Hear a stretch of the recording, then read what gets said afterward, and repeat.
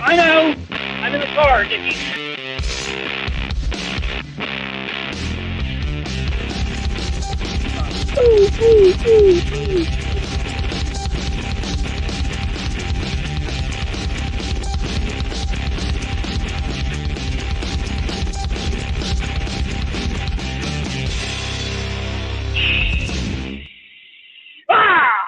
Hello, hey, welcome, ladies and gentlemen. This is the Political Spotlight. It is Monday, October 9th, 2023. I am coming to you live in the mobile Lighthouse, coming to you live from the road, boys and girls. I can't turn my phone sideways, damn it. I know, I can't do it because of how I need to be able to have my phone plugged in and how I need to be able to have the phone sitting in the thing. So just briefly, I'm only going to be in the car for a few moments. I'm like 8 minutes from the house.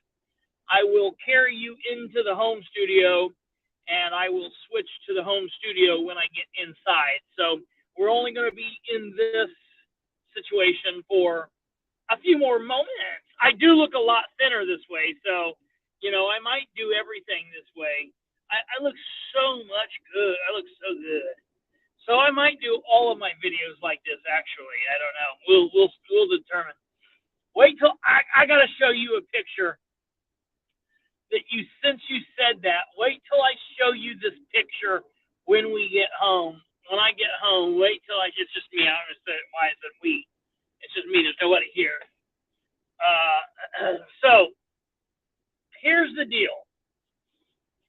Boy, oh boy, oh boy, oh boy, oh boy, oh boy. Today has been a day.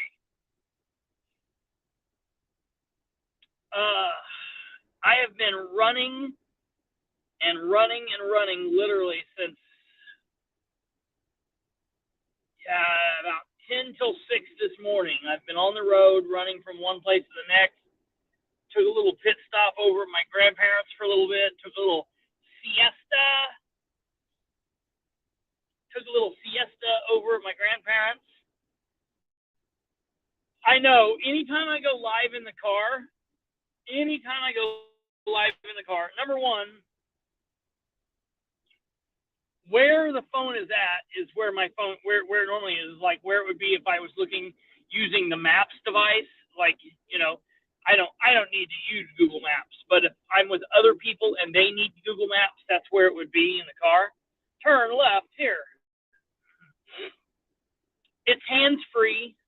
People's like, I can't believe you're going live from the car. How dare you? I'm like, first of all, I'm wearing my seatbelt.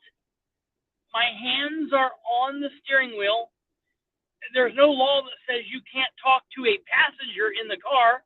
I mean, I drive with passengers in the car all the time, and if I have a passenger in the car, I'll look over at them.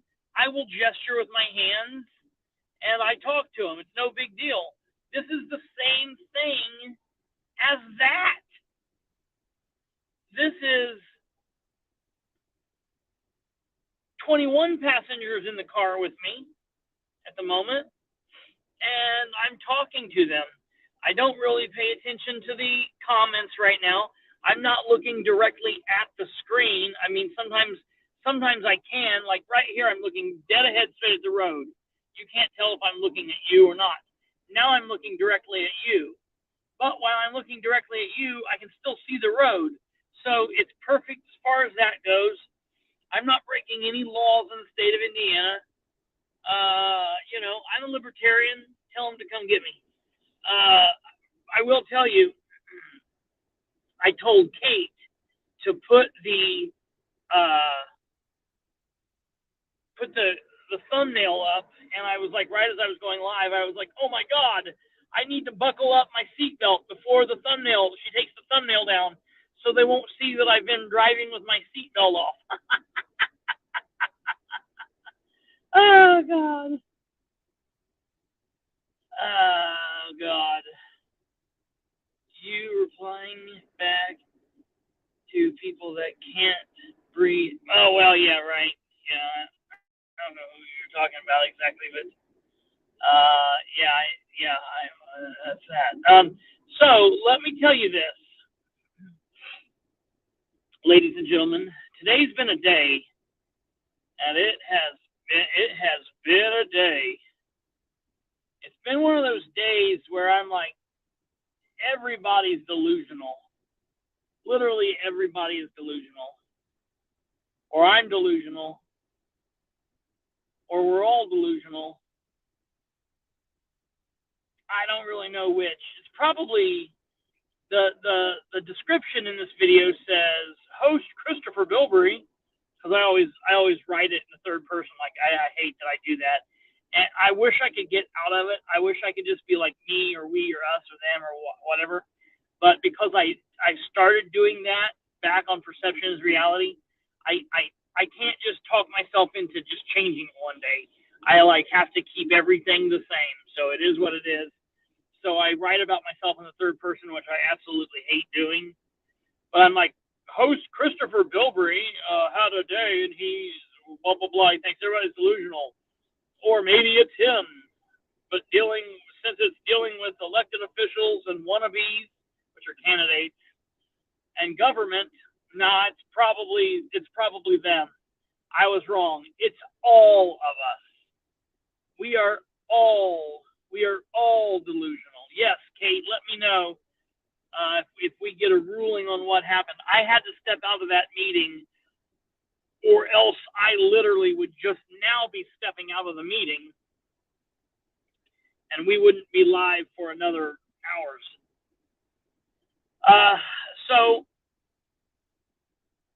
Here comes the cops. Nope. Just somebody up on my ass for some reason. I'm going 60 miles an hour. I assume we were getting pulled over, but nope, it's just, I know who that is. I love it. I was wondering who that was. That's hilarious. I was like, I know I'm not speeding, but I just came off the interstate, so I figured that I could be coming on. I could have been speeding. I knew I wasn't doing anything wrong. My lights are on. Yep, my lights are on. Anyways, so what happened was it was dark then. Yes, do that thing that he's saying, because I'm just gonna stop telling everybody to hit the like and all that stuff. You guys know what to do. I'll let you guys take care of that. I might say it every third or fourth video, but we're gonna start getting right into the stuff. I'm gonna start talking. I went back and listened to enough of them, and I'm not telling people to do that anymore. Nobody does it anyway, so whatever. So it was Troy Tackett looking for me. Yeah, he's got a new nipple T-shirt that he wants to show off to me. So I don't know what I was saying before that car came up on me. So I get up this morning, and I'm driving to Indianapolis because I needed to get there. I needed to be there by 8:15 to record the spot with Rob and Casey. I'm driving down to Indy. Yeah, no kidding, Audie. Uh, and so I'm driving down there, and of course, I don't know if any of you have seen the news from Muncie about the termites. We talked about it a little bit ago, a couple days ago, just briefly, and we're going to talk about that more tonight. But I was thinking about that situation, and I was thinking about a post I was going to make, and I'm thinking about a couple social media posts I need to make, and I was thinking about tonight's show and kind of what I was going to do. Needless to say, this is not the show that I had in mind. I had another show in mind, but I'm going to tell you kind of what we're going to be talking about in this episode, and then I'm going to be telling you what's going to be coming the next couple of days. So we were supposed to have a candidate interview tonight, but the gentleman that was going to interview, he was like watching. He's been doing something. He was just now getting to watch one of the other interviews. He wanted to see. He wanted to see kind of how the interview process went. I said, that's fine. I was a little back behind the gate, so we rescheduled his interview for later this week. So no harm, no foul there. We will get to all of that. Tomorrow is the deadline. However, I'm pushing that out for the candidates in Winchester because I have not talked to the candidates in Winchester. I'm going to try to get them all in next week. Bam, bam, bam, bam, bam. So that's going to happen. And then I've got more people in Newcastle reaching out to me, so I'm going to try to do them too. So it's going to be a little convoluted, but we're going to have a lot of candidate interviews in, and you're going to get to hear from good people. You're going to get to hear from not so good people. It is what it is. So tonight's show is going to be kind of a catch-all. We're going to be talking a little bit about Muncie. We're going to be talking a little bit about the deal in Lapel. We're going to be talking a little bit about my adventure today, this morning, and all of that. I do want to let everybody know, I made a post about an hour ago to let everybody know,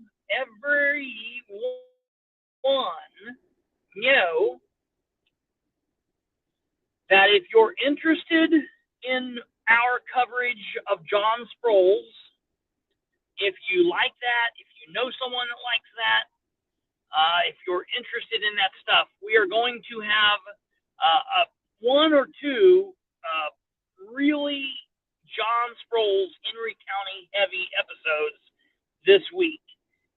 Definitely Wednesday. Probably Tuesday and Wednesday.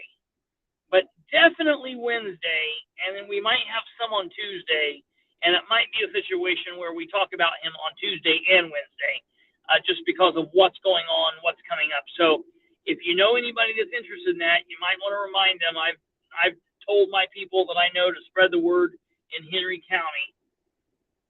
We've got some Sproles activity that'll be coming up tomorrow, and some stuff with Sproles on Wednesday.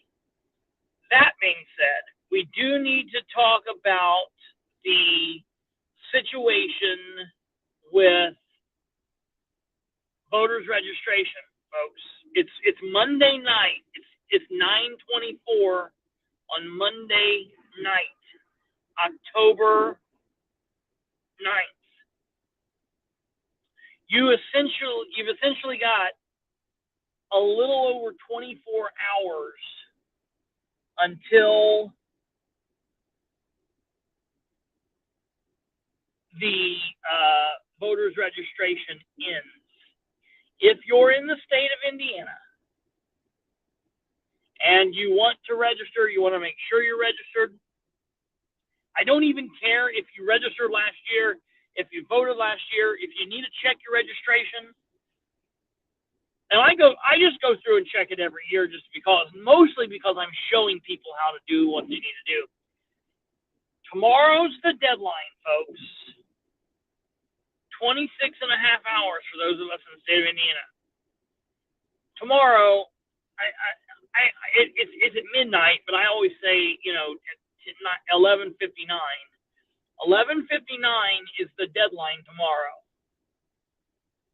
So because 12 is not tomorrow. 12 is the next day. So 11:59 tomorrow is the deadline. Tuesday, October 10th. It's Audie's birthday. Happy early birthday to Audie. Tomorrow is voters registration deadline. If you need to register, do so. If you need to change your registration, do so. If you need to update your registration, do so. If you got married, you got divorced, you've changed your address, do so, do so, do so. All right? So please make sure you've got all tonight, you've got all day tomorrow, all evening tomorrow, all nighttime tomorrow, and then 11:59 strikes. Boom! And voters registration is done. All right? Now, I'm going to let you know that last year, it was still letting people register after 11:59. I knew people that were going through the portal and registering at like 1 o'clock in the morning. Now, I'll be honest, it's never done that before. I don't know if they were able to actually vote or not. I should have checked up with them. But don't risk it, man. If we've got to this point, let's just say this: if we've got to this point, and you're like, yeah, I really want to register, but I'm going to put it off till tomorrow one more time. Don't make me come smack you. I don't know where you are, but just do it. Do it now. Leave this episode and go register now. Quit, like whatever the other YouTuber tells you that. Quit watching me for the moment and go register. Come back. Watch me. This doesn't go on this doesn't go away tomorrow. If you need to register, quit delaying. Good Lord. Okay? And if you register with a purpose. Register because you're going to vote. Don't register and then not vote. That would be stupid. That's exactly true, man. That's exactly true. It takes 5 minutes. It takes you 5 minutes. You could literally go leave, and when you come back, I'll still be talking about voters registration. You're not going to miss anything. So shoot. 2 minutes if you got your shit together and you're banging it out real quick. All right. So now that you know what we're talking about, now you know what's coming up later this week. I'm driving to Indianapolis today, and I've got 93.1 turned on. That's my station I listen to the majority of the time. I personally know a lot of the hosts down there. I listen to them. I like a lot of the people. Some things happen I don't like.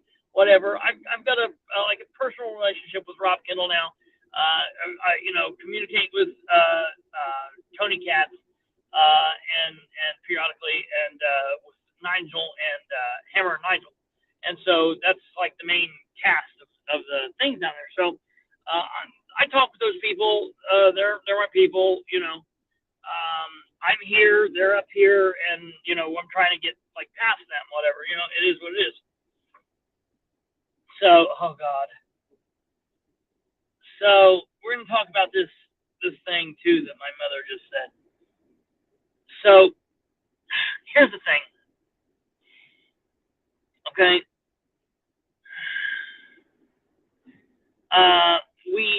I get on the bypass, I'm driving,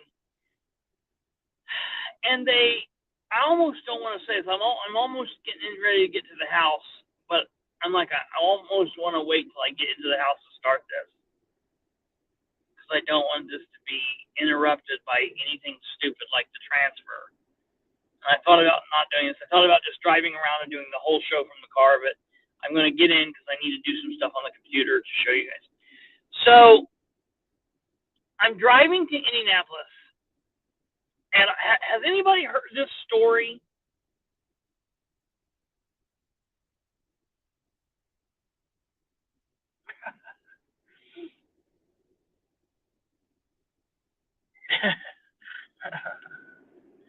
Oh God. Does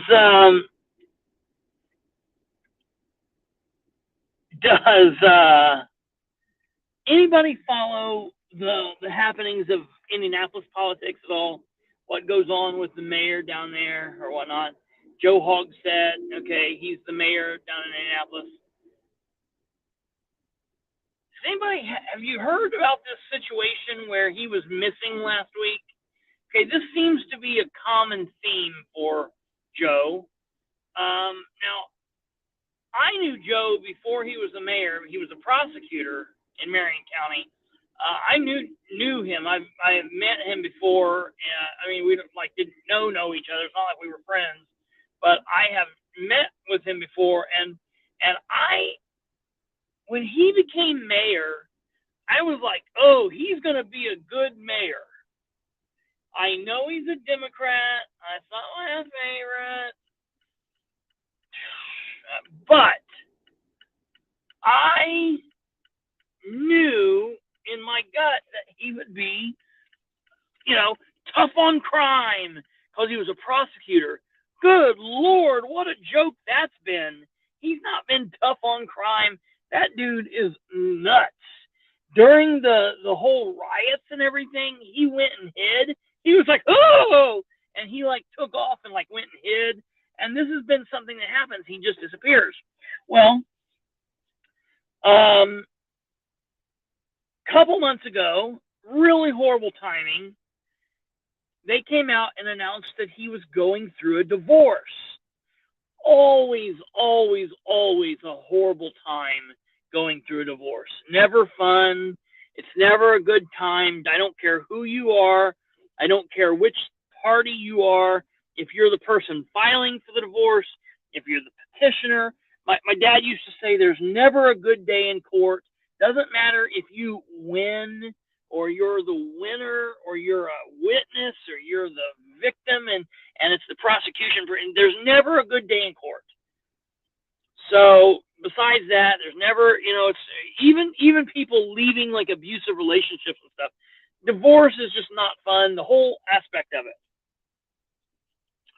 And so they came, but to get a divorce as a political figure, okay, that's the one thing I can say, Joey. All right, I won't. That's the one thing that I can say. You got me on. That's probably pretty true. So you're right there. You're right there. I guess a lot of people, unless you go through that, you don't really normally think of going through that process with the court. So you're right. That's fair. That is very fair there. And I did not know that. And so congratulations and good looking out there. You're a good dude, man. The more I learn about you, the better I think of you. The more highly I think of you. When you first started, I just absolutely knew you were just complete junk. But no, I'm kidding. I'm kidding. I know you're a good guy. So that's you're a stand-up man, and I'm glad that this has helped us somehow know each other. That's pretty cool. So this deal with Joe Hogsett, they announced he was going through this divorce. It is whatever. I've not heard much more about it. I was really excited about the prosecution. I was really excited about the prospect of this mayoral race because this Jefferson Shreve jumped in, and I was like, oh, this is somebody. He might be able to beat Hogsett. And then Jefferson Shreve said, look, no hands, and crashed it straight into the mountain. He's completely idiot. He's an idiot. So he's no better. It's all the same. Matter of fact, I'm not 100% sure they're not the same person. I would like to see Jefferson Shreve to see if his lip is busted up. Because I think that Jefferson Shreve and Joe Hogsett could be the same person. I'm not 100% convinced that they're not. That being said,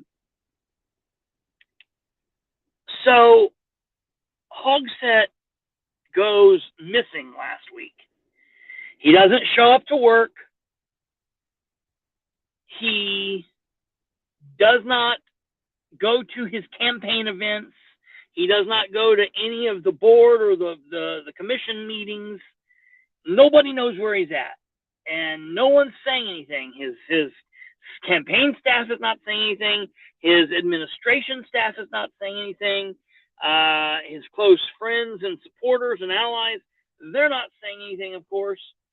And so it starts to become a thing. And the Marion County, Indianapolis GOP starts making a big deal about this. Of course, they had a debate last night. So no matter what was going on, he was either going to be a no-show at the debate stage, which they pretty much said that they knew he would be there. It was being put on by like it might have been being put on by the Association of Minority pastors and preachers, something like that. I think some kind of coalition of people of color and intermixed with the religious aspect of Indianapolis. So something like that. So something that specifically a Democrat candidate would go on. I know he needs an air tag. No kidding. Okay. So then the news comes out and reporting, oh, it's okay, folks. We know what happened to him. We know where he was. He fell down last week at his house while taking the trash out because he was wearing flip-flops, and he busted his face. He busted his lip, and he needed to get stitches. Stand by. We're going to have one weird little click over of audio here. Give me 1 second. Okay. So here we see this on the screen.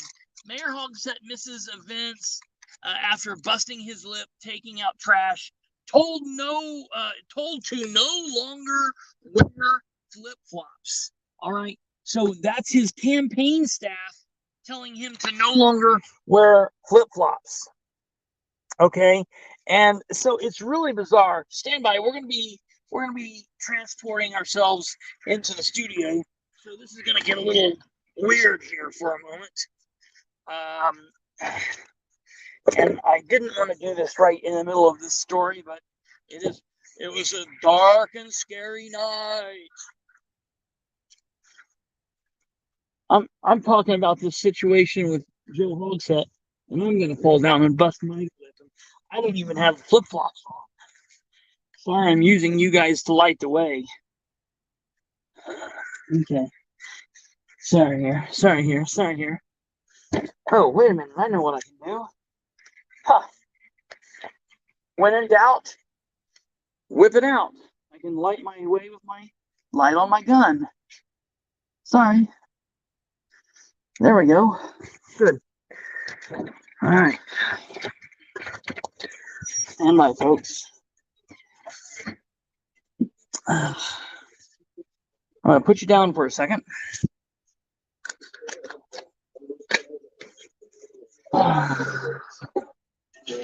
This is riveting work here. Okay. So he busts his lip and has to go in and get stitches, apparently. Okay? So, yeah, right, they have handlers instead of hands. Isn't that weird? That's very telling, isn't it? That's funny. All right, here. Let's get this all powered up. This is intermission part of the performance. Boy, we run a professional operation here, don't we? All right, I'm going to put you down again. Stand by. This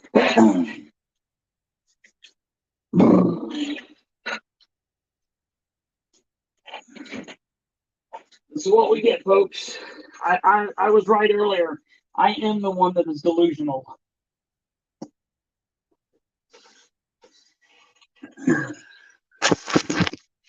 I'll put you right there for the second.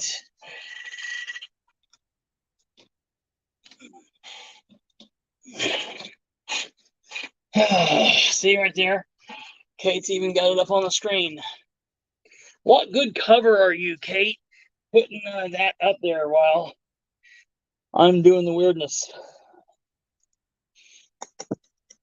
That's what a good teammate. Okay, here we go.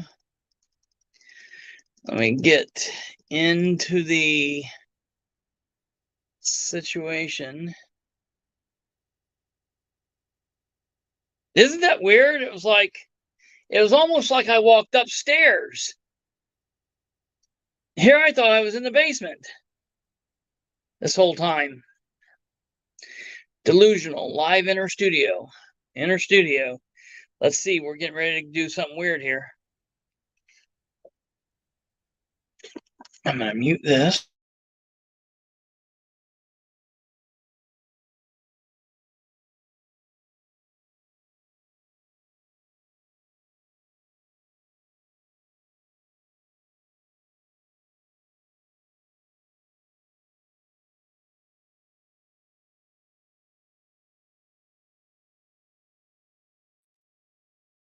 Ta-da!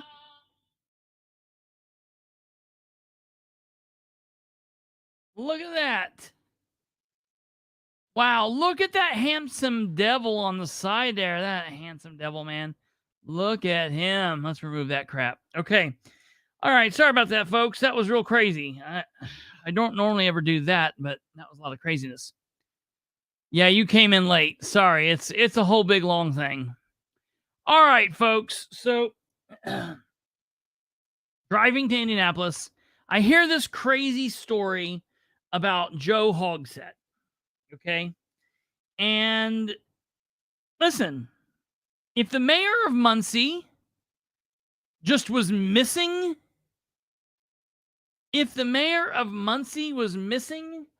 for a week and no one was saying anything, you better bet your ass I would be wondering what was going on. I would be up in arms and wanting to know, like, obviously, okay, if he's on vacation, if he's taking vacation, that's one thing. But if he's not scheduled for vacation, if he's supposed to be in working, it's supposed to be going to meetings, and he's clearly missing things, that's going to be a problem, okay? I would be on their ass, okay? Just know there's no question to it. So he comes back. Oh no, you have to put your glasses back on so you can read Alpha's comment. Uh-oh. This is a thing of beauty.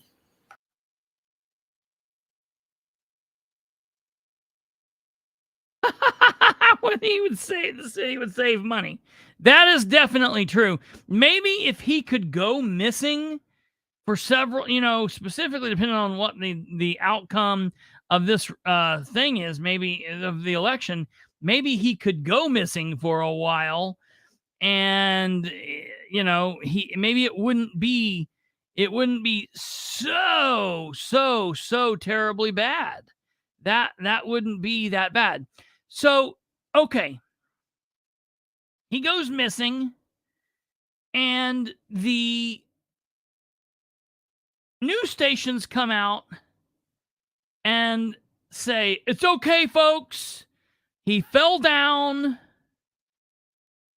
He fell down, and he was carrying his trash outside, and he fell with flip-flops on, sandals on. He busted his face up, and everything's okay."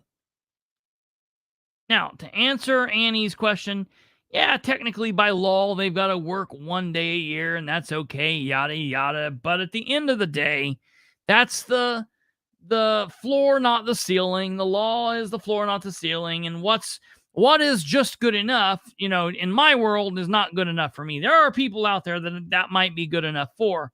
Like, take the people in District 4. in Winchester who have a decision to either elect Lisa Friend, who's living in Montana and has been for the last 6 months, or they can elect someone else. Okay? So,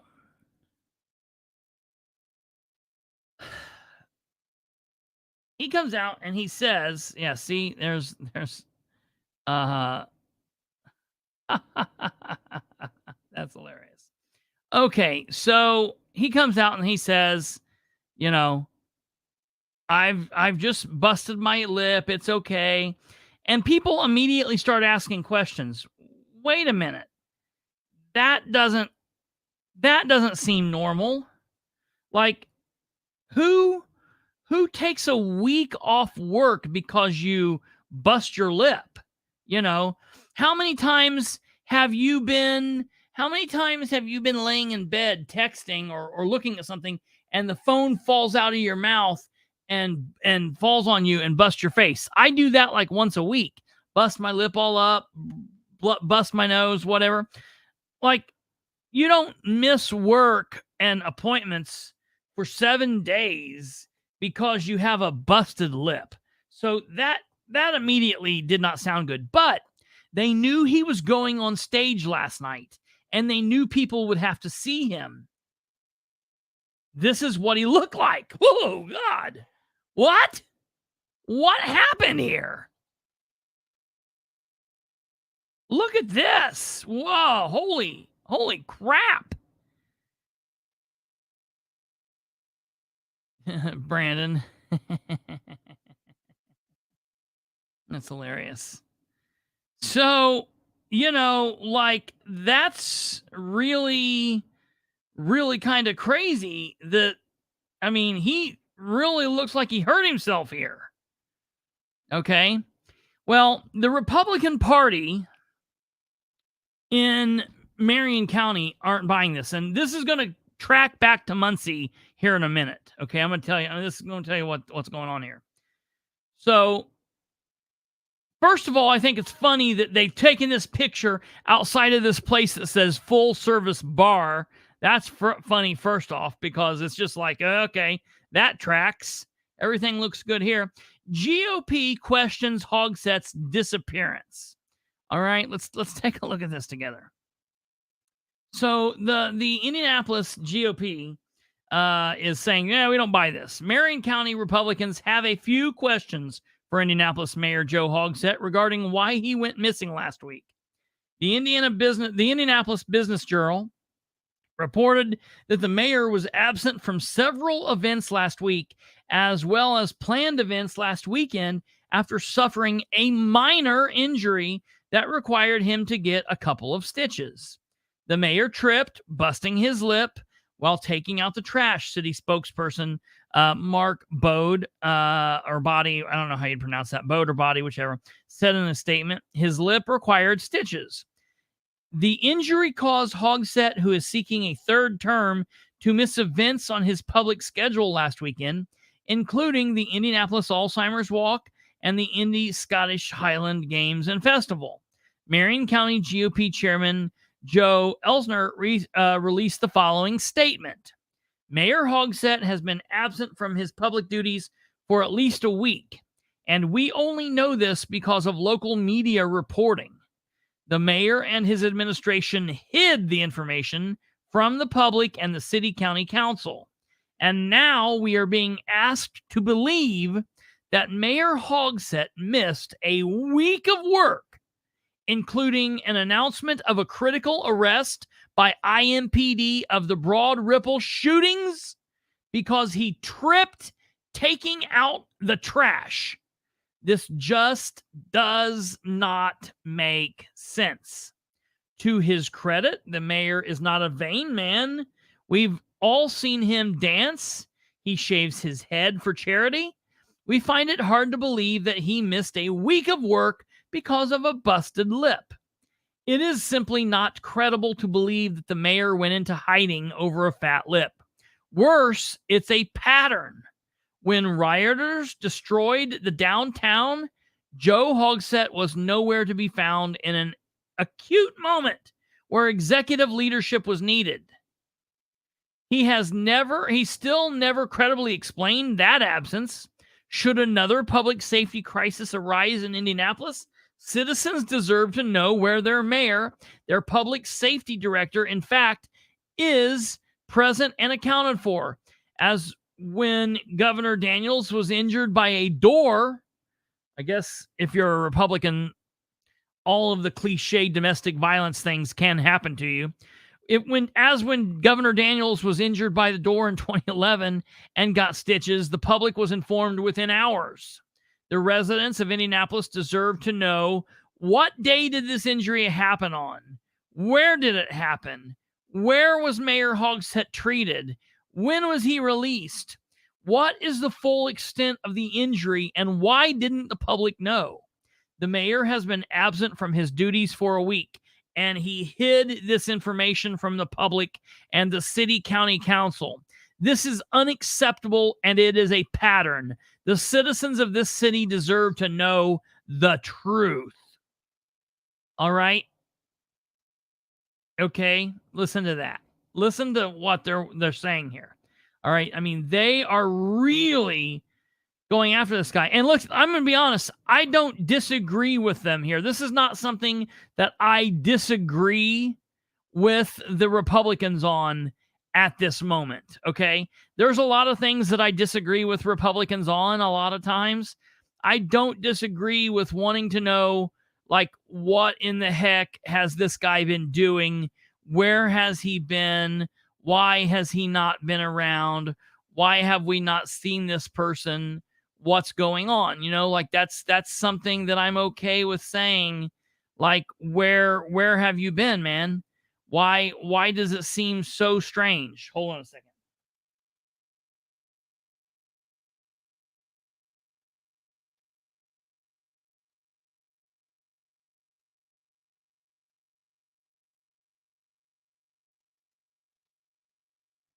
I'm trying to find the thing that I wanted to play you with this.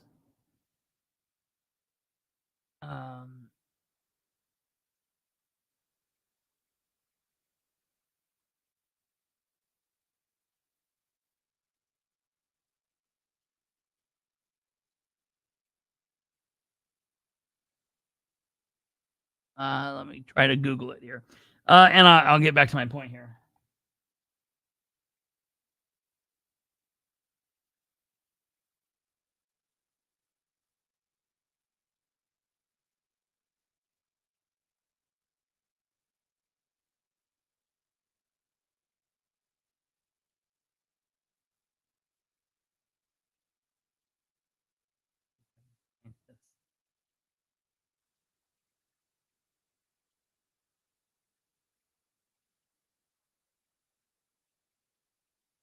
No, damn it.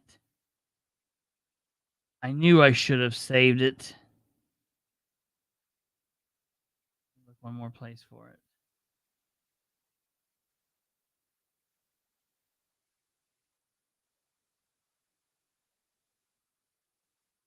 Oh well, okay. So the point behind all of this is they want to know where he's been at. All right.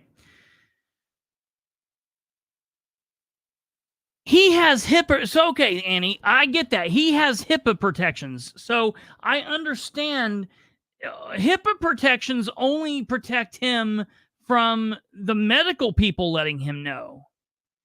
However, the public wanting him to know where he's been, he could release that information. And I'm going to tell you why there's such an issue with this. There are sources out there. Now, I got to say, these are not my sources, and none of these people have told this information to me. Keep in mind, I was down at WIBC today.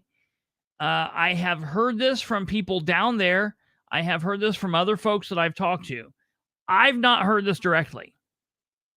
They've talked about this on various radio programs.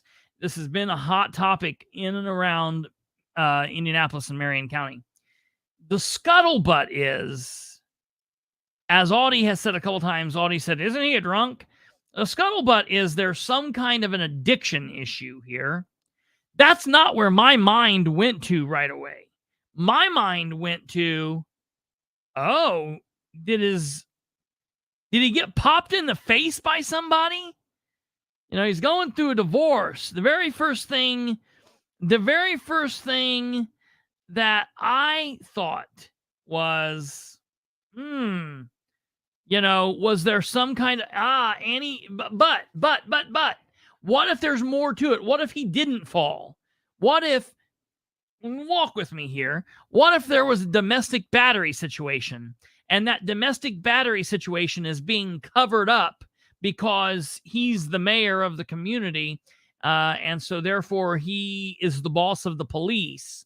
What happens if there is an issue of domestic battery and we're now covering things up because it's an election time, and that wouldn't play very well? What if that? Or what if he was in rehab, which is, because that was my issue, was the domestic violence angle. Because what do they always say? What do you always hear the woman say? Oh, I'm sorry, I walked into a door. No, you didn't walk into a door. Nobody walks into a door. I walked into a door once. But that's a little odd. That then is not even my point at all. My whole point behind all of this is, good Lord, Dan Ridenhour and the Dan Addicts, they don't have a thing to bitch about with me. You literally have a mayor in Indianapolis who fell down or was a drunk, or he got beat up by his wife or a boyfriend or new boyfriend or new wife's boyfriend, or the vodka bottle got him, or the drug dealer got him, or he was in rehab, or he was abducted by aliens, and they're down there on his butt. When did it happen? Where did it happen? Show us the medical bill. And all I'm saying is, hey, Mayor Ridenhour, could you maybe take things to the council? Could you maybe communicate with us? Like, I'm thinking, holy crap, if Ridenhour, I'm telling you this, if Ridenhour is reelected, are you all right? Just check the group messages, dear. What group messages? All right, hold on.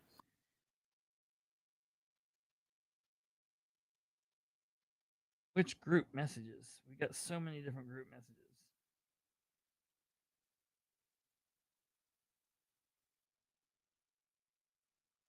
Which one? This group, dear. Our group? Yes. Okay. I got like 30. Yes.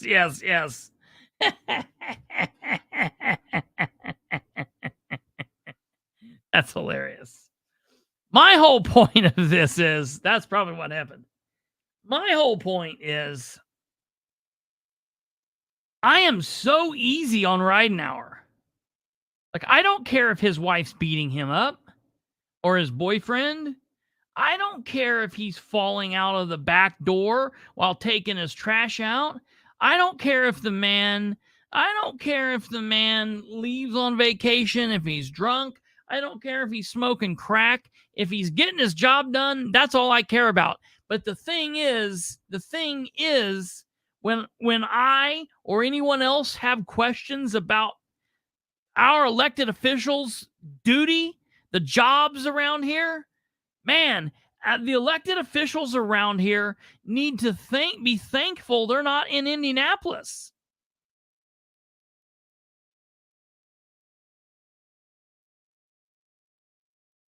Annie, I think you're missing the point. That's what I'm saying. I don't care if any of that crap's going on with him.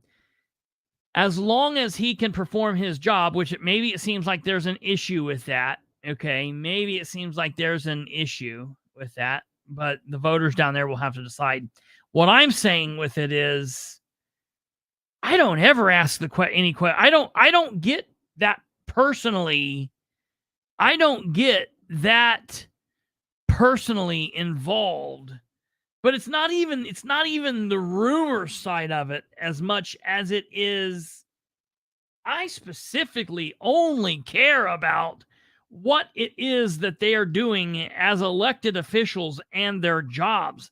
I don't care whose boots, whose bed have your boots been under.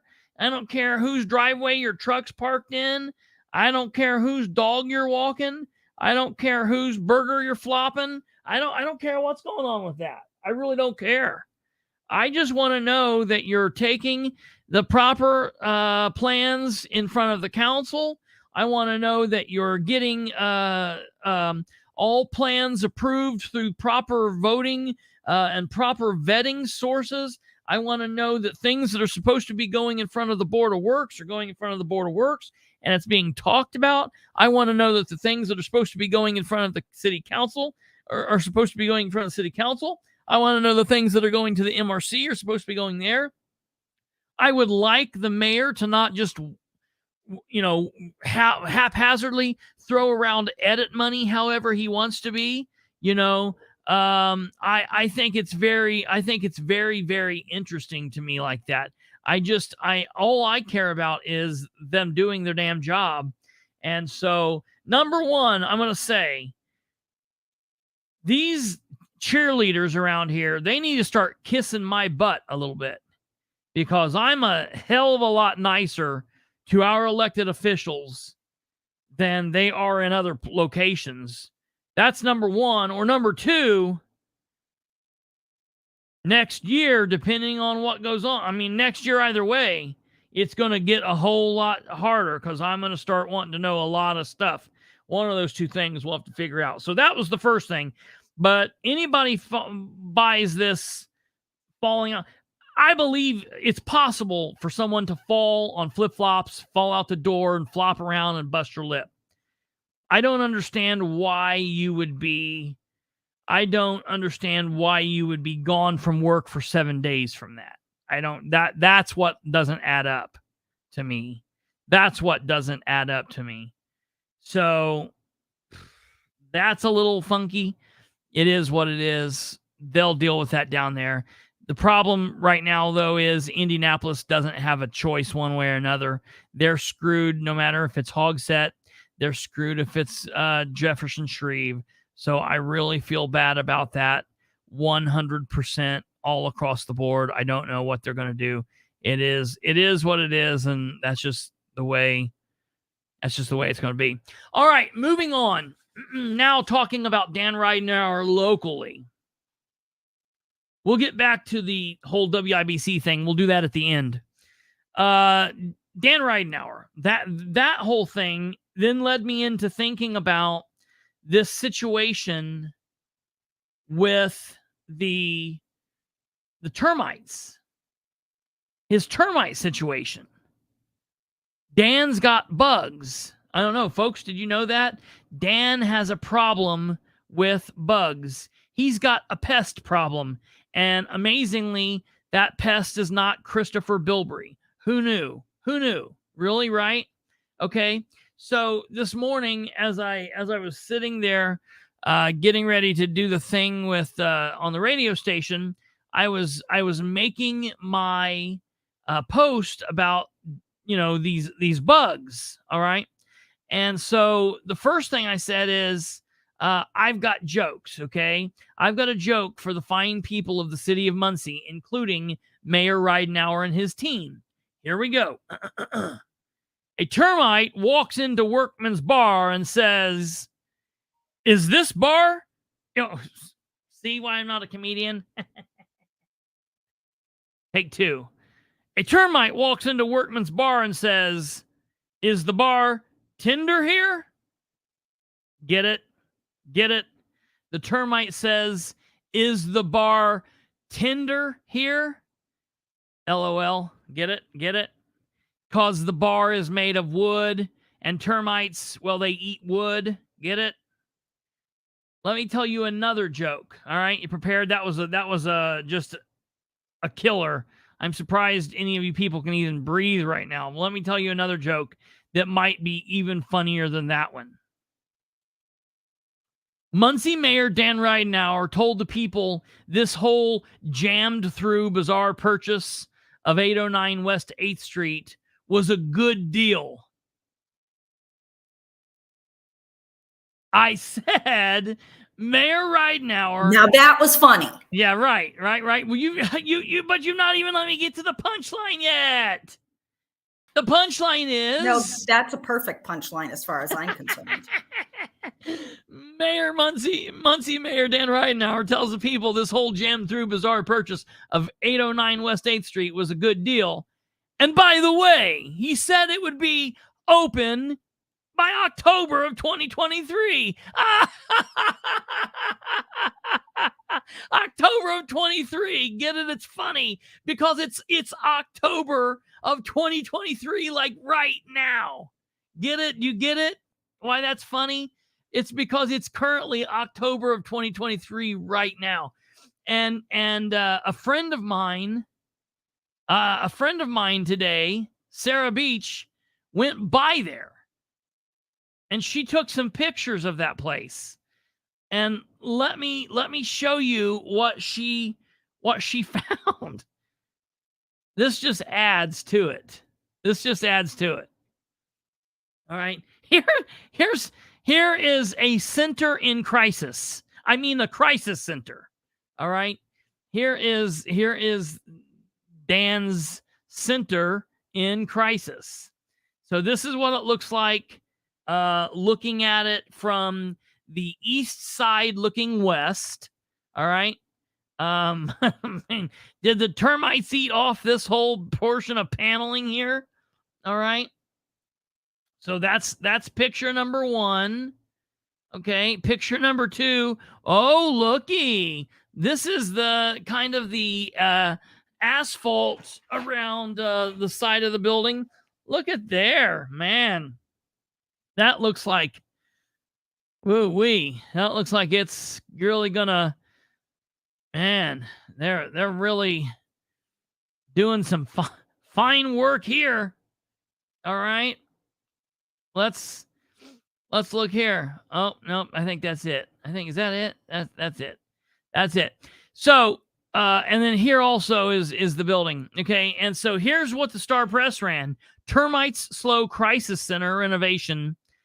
Termites have slowed renovation of a former Southside bar into a mental health crisis center, but the Muncie police are moving ahead with, I don't know, those things have nothing to do with each other. So I hate that they wrote them like they do. Mayor Dan, so I highlighted the part that makes sense. Mayor Dan Ridenour said renovation work on the former Workman's Bar at 809 West 8th Street has been stalled after termites were found in an exterior wall and another wall, with the insects doing damage to some joists in the building. The discovery will lead to additional work to get the center ready to open. Get this, people. They're literally telling us plans now call for the building to be open in March. Well, let's take a look at that. It's the 10th of October. November, December, January, February, March. You're telling me that this place is going to be an up and running crisis center, a medical facility where patients can stay in 5 months? There's no way.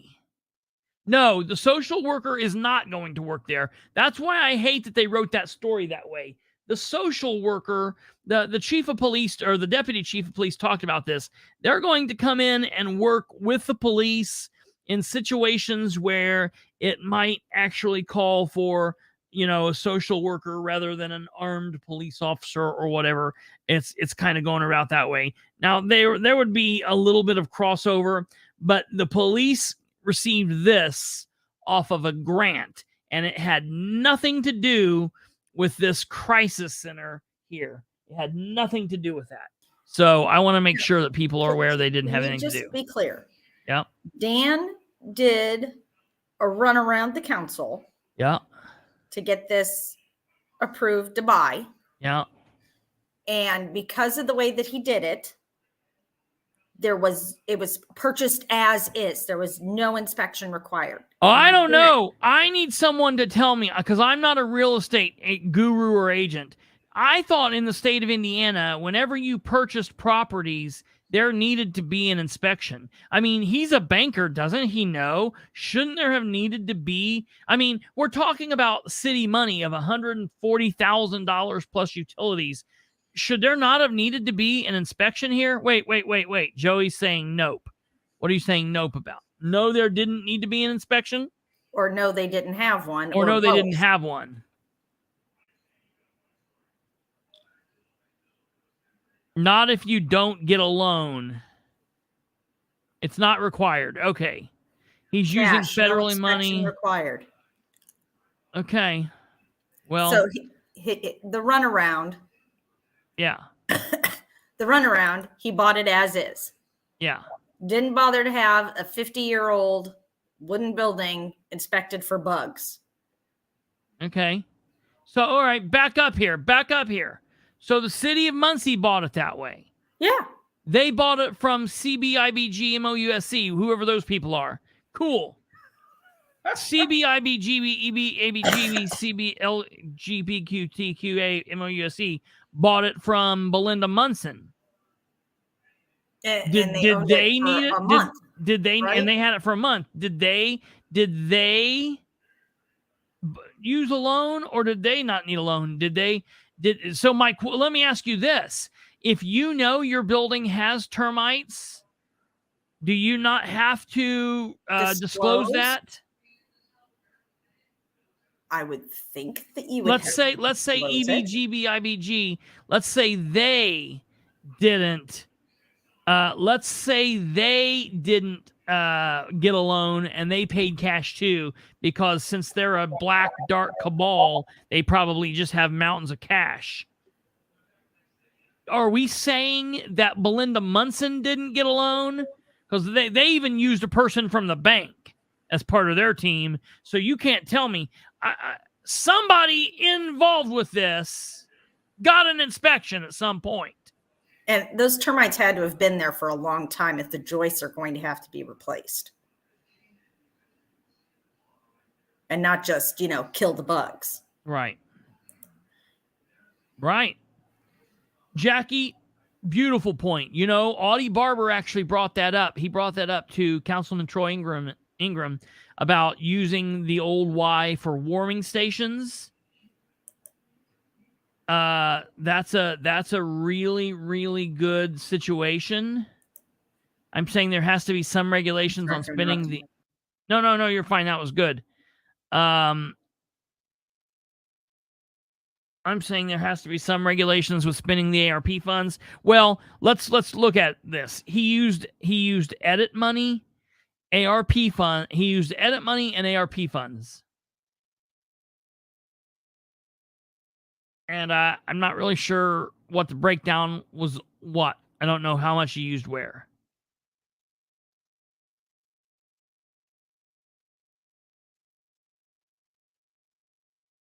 So, question here. How can we find out, for the people that seem to know more about this than I do, how can we go about finding out if Belinda Munson got a loan?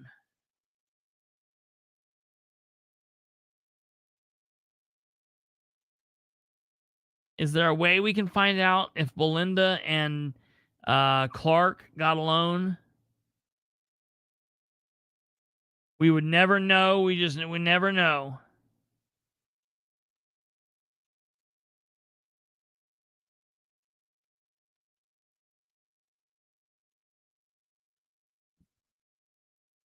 You're right. Oh yeah, let me tell you a story, folks. Let me tell you a story here real quick. I'm gonna pull this up real quick and show you.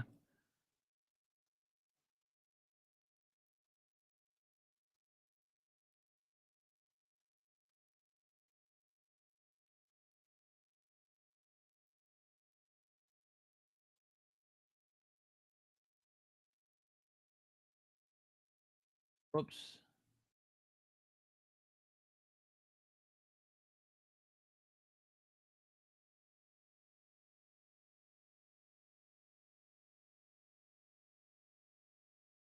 Okay, I'm going to show you this.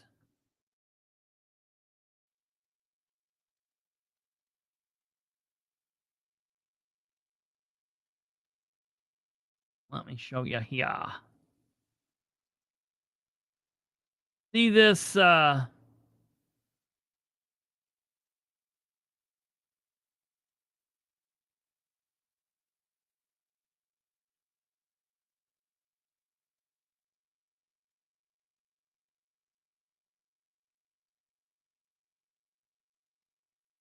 whoops. What in the world?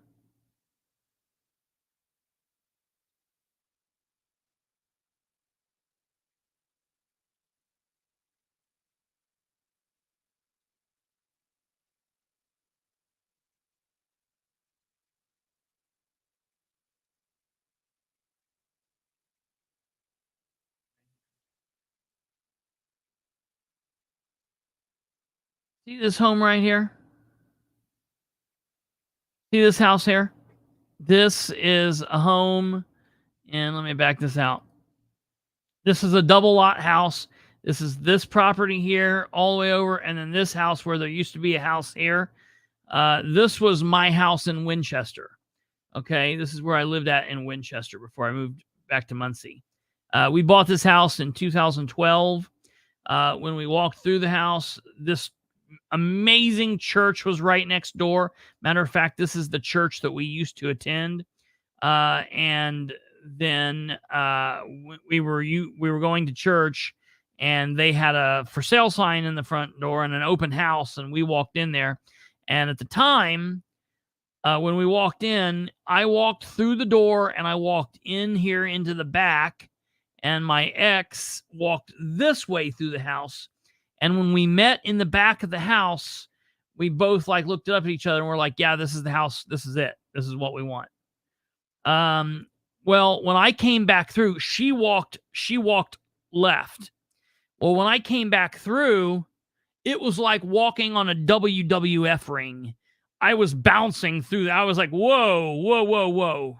There's a problem here. And so we really wanted it. She wanted it. I wanted it. And we were like, this is great. So upon inspection, we found out that there had been termites. And we were like just completely heartbroken, because I was like, no, if there's termites, we're never going to be able to get rid of them. There's going to be an issue. We're going to fight this forever. So the people wanted bad of it. You know, they were German, and they were living in Germany. He was an engineer, and they lived there. And so they hadn't, like, his wife had been flying back here and taking care of the property, whatever. So they said, we will fix it. We will pay for yearly inspections and pay for treatment, whatever. And so the week that we moved in, they had to have, it was hellacious. We moved all of our stuff into this front room. They had construction companies coming in here and cutting the whole floor out and replacing the joists throughout the house. Yes. When walking through that place, you could tell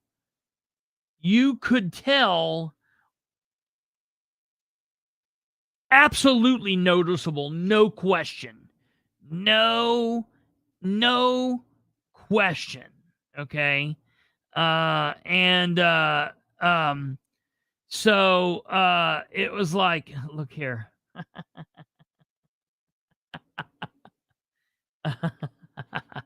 That's funny, Joey.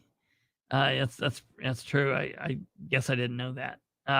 But it was kind of like that when they hit it and it does that smack, and it's got that little give, but it's not like springy, but you can tell something's up there. That's what I mean. It makes that noise when the kids would like jump on it. It would go bap. It would you could tell something was wrong, and like we felt like the floor was going to give in.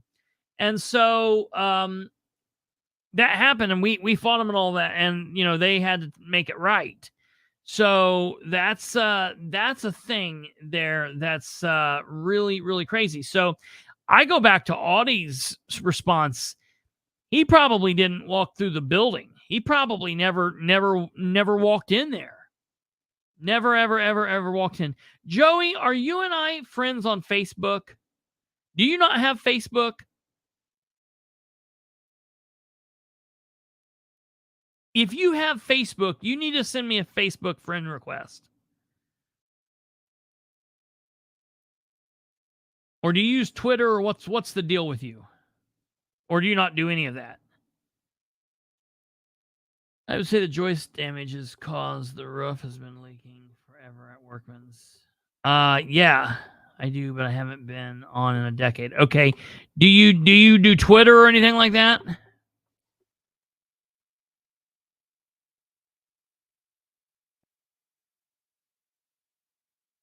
Okay. Let me write that down. Like, it's really hard and it's like complicated. Yeah, there's no way that he stepped foot in that building. Chris, I've got it starred for you so you can do it at Okay. the end of the show. Okay. So thank you, Kate. The point of all of this is what it looks like, folks. Okay. All right, cool. I'm not big on Twitter. I just want to I'll send you a message and tell you why I want to know.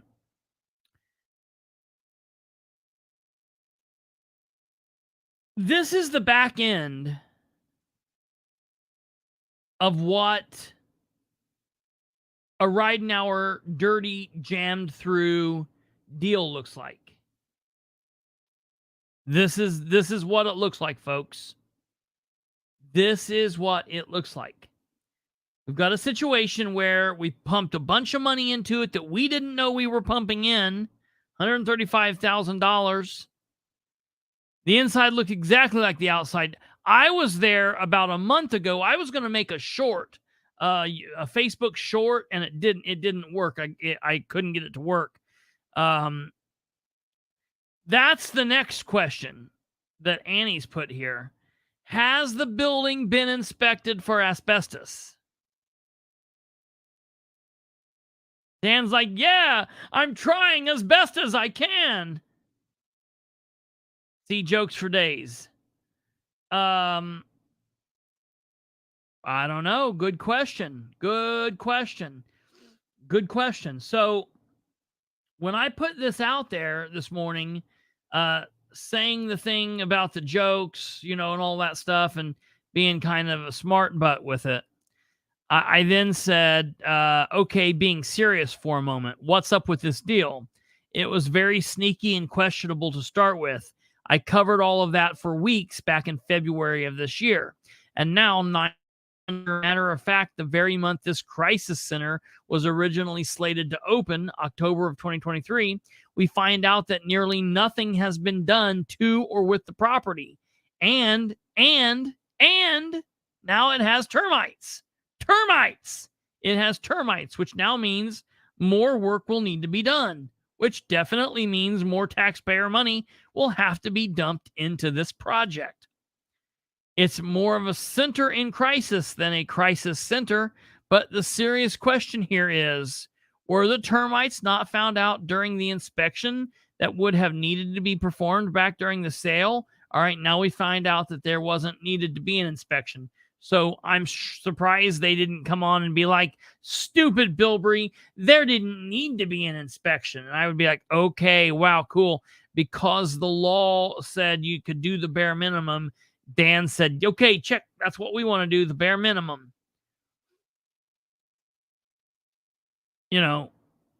I tagged the communications director, Michelle Owen. Do we have an answer? I tagged the mayor's gatekeeper, Shireen Wagley. Do we have an answer? Citizens, what we're seeing here is the back end of a Ridenhour jammed through deal. And what I'm getting at with this is we can't afford 4 more years of this. We cannot afford 4 more years of this. I can't do it. Something is going to have to give. Total insanity. A complete inspection for that would have been maybe $1,000. All bankers require inspections. But what they're saying is it didn't go through a bank. They didn't need to. It didn't need to go through that. So, okay, there's on the screen. I can see it better. But yeah, you're right. Ryan, I don't know. The social worker, they didn't really explain much about it. It's going to be working with the police, to maybe deal when there are children in homes of domestic violence, or if a woman feels like she needs to get out or get away, if there's someone that's dealing with mental health crisis, instead of taking that person to jail, or I don't really know. I can assume how they're going to use it, and they're only going to have one. So they're going to work, but then they're going to be on call during times, and it's going to be it's kind of going to be a weird situation. So I don't know. I don't know how they're going to do it.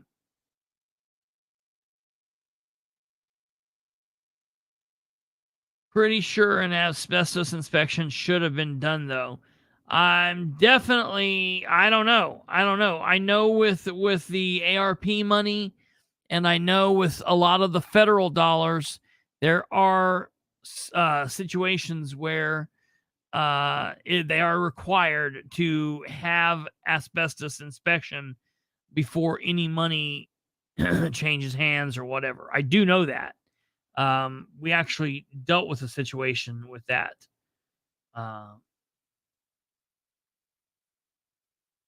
don't know when that was, but anyways, so yeah.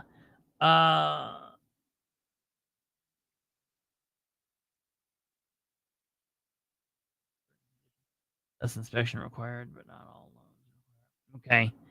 So this is a weird deal. I don't know. I think this is exactly why he pushed to use DAC. DAC wouldn't care about the inspection because ultimately they would end up owning the property. They won't end up owning the property. Right. Right, absolutely. Exactly right, Yoko. It's going to be the city's mess. The city gets to worry about it. And DAC gets whatever they get out of it, which is so weird. Just so strange. So, all right, that was my issue with this deal with Dan Ridenhour. I just am totally shocked that here we are with this. If you all remember, because you guys have all been around since I was talking about this, if you all remember, I said this stunt that he's pulling back in February is a campaign stunt only. I told everybody it will not be done. It will not be done by October. It will not be done by the time the November election is here. This is all being done for a campaign stunt, for his picture. Ta-da, look at me. And we move on. They don't even talk about it anymore. Remember when he used to do this with Till Pond? Now he doesn't even, he don't even bring Till Pond up. He hopes people forget about it. Remember when he used to do this with Brick Red Systems and Southway Plaza? Now he doesn't even talk about that anymore. And I tell you right now, Audie Barber and I are on a mission to find or to prove that what he set up with Brick Red Systems, what he set up with Southway Plaza is a farce. It's a fantasy. And if I can do that, I think that would sink his ship. And I'm just going to come out and tell you, that's what I'm working on. That's what I'm working on. I was talking about last night as it would possibly be the October surprise. I am working to prove that there is something hinky going on with Southway Plaza. And if that's the case, yeah, you're exactly right.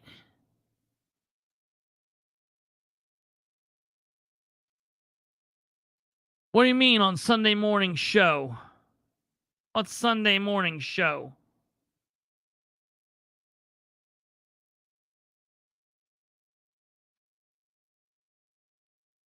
Oh, are you talking about that thing from Wish TV or whatever? I've never been able to find that.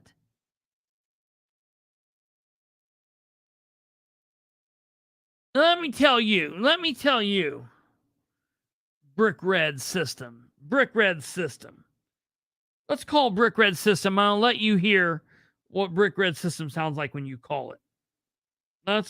Let's call there. And you guys tell me if you think this is a real company, okay? Hold on here. I'll let you guys hear it. Kristopher, Yeah. the comments, honey. Yeah, send it to me. The Channel 8. Yeah. All right, listen to this.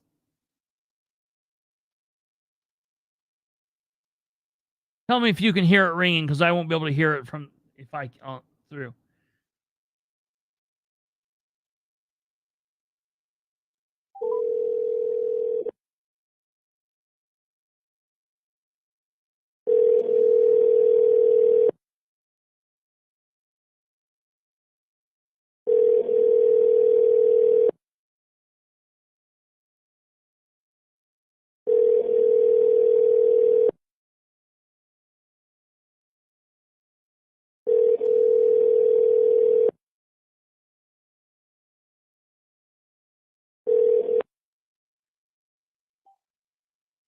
Hi, you have reached Blizzard Systems.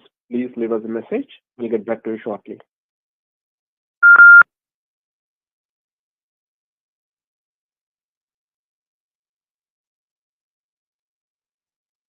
Yes, hi. This is Kristopher Bilbrey. I've called you a couple times, and I've been trying to get someone to get back in touch with me, if at all possible. I'm trying to find out about your building in Muncie, Indiana. If you could please give me a call at 765 9796. I would appreciate it. I'm just trying to get some information from you. So if you could please give me a call, I would appreciate it. Thank you very much, and have a great day.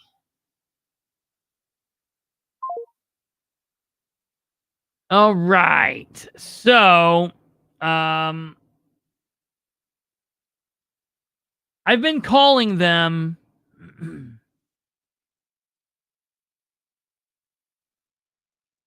Yeah. I've been calling them for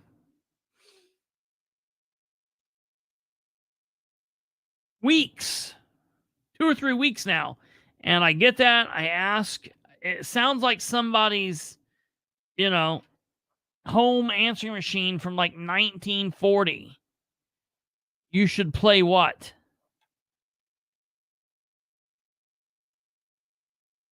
I should play what? Oh, the interview. Yeah, okay. That's good. I will do that. I didn't know. Yeah. Okay. You sent it to me in. Let me pull it up here, Audie.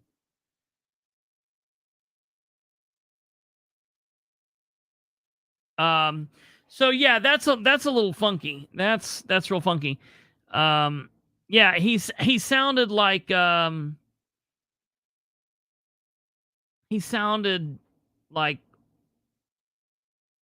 Indian, or I don't really know. Where did you say you sent it to me? You sent it to me on Facebook, Audie?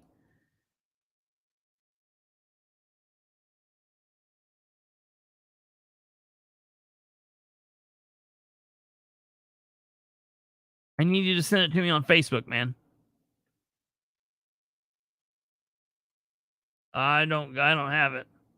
You didn't send it to me on Facebook.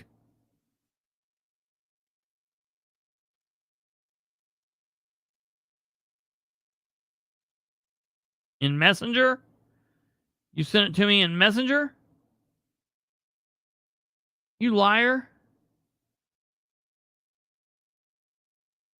Yeah, listen, if he was Nigerian and he offered Dan 85 million check, Dan, we would be in trouble.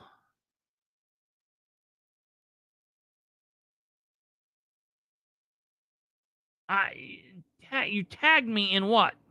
Can you not send it to me? Yeah, that don't mean anything. You tagged me.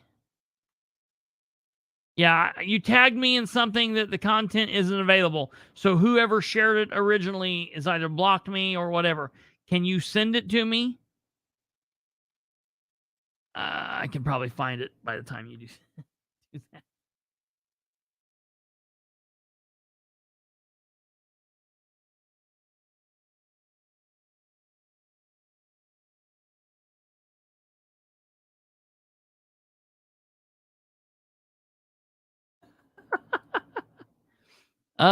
If anybody ever wants to help. If you're going to, no, all you did was send me a period. You didn't send me anything. All right, there you go. Now look, Jackie Fisher knows how it's done. Thank you, Jackie. Longtime listener knows how to get it done. A true fan knows what to do.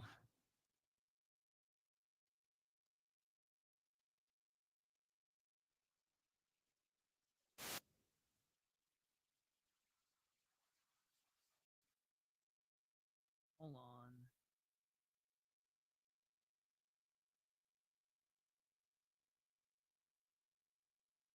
I thank you, Jackie.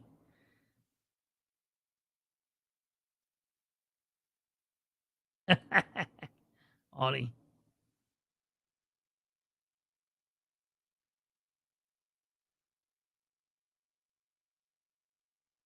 Okay, here we go. Whether to give Republican Mayor Dan Ridenhour another term or Democrat Jeff Robinson. Both men sat down with Garrett Berquist. Muncie this summer had a mass shooting that killed one and wounded at least 17 others. We began by asking how they plan to prevent future shootings. We put together a task force, a multi-agency task force that has the neighborhood association, has clergy, has police, fire, EMS, county officials, prosecutor. We're now adding judges and probation to see if we can to come up with some.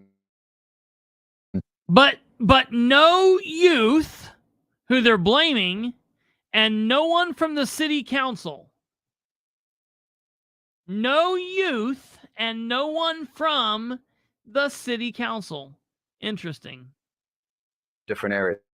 We're kind of breaking it off into two different sections. One that's going to deal more with the family and the communication in homes, and the churches are kind of helping to lead that. And then one that's going to deal more on what the council can do. You can't always legislate everything, but we do want some stricter guidelines that are more defined. What's your plan for continuing to redevelop the South Side if reelected? Yeah, we've had some good success there already. We've got there was an old vacant hotel when I took office.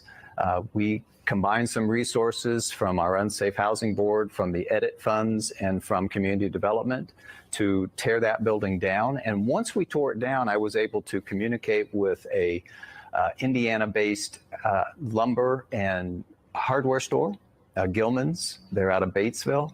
And we were able to bring them to that location. They've since built a multi-million-dollar facility on that particular space. That has then sparked other development, which we had hoped and expected. And then we also have a software company out of Seattle who bought a shopping center on the south side, Southway Plaza. They're going to rename it. They're now working on their facility inside that particular apartment or that particular shopping center. And they've added a tenant. They had some HVAC problems and difficulty getting some of the supplies in, but it is moving forward. For 4 years. Now. We've had some HVAC problems for 4 years. You've made housing development a priority. What are some strategies you want to pursue to ensure that housing is both available and affordable? We've had 4 different low income-based tax credits from the state approved thus far. One of those is complete. 2 are under construction right now.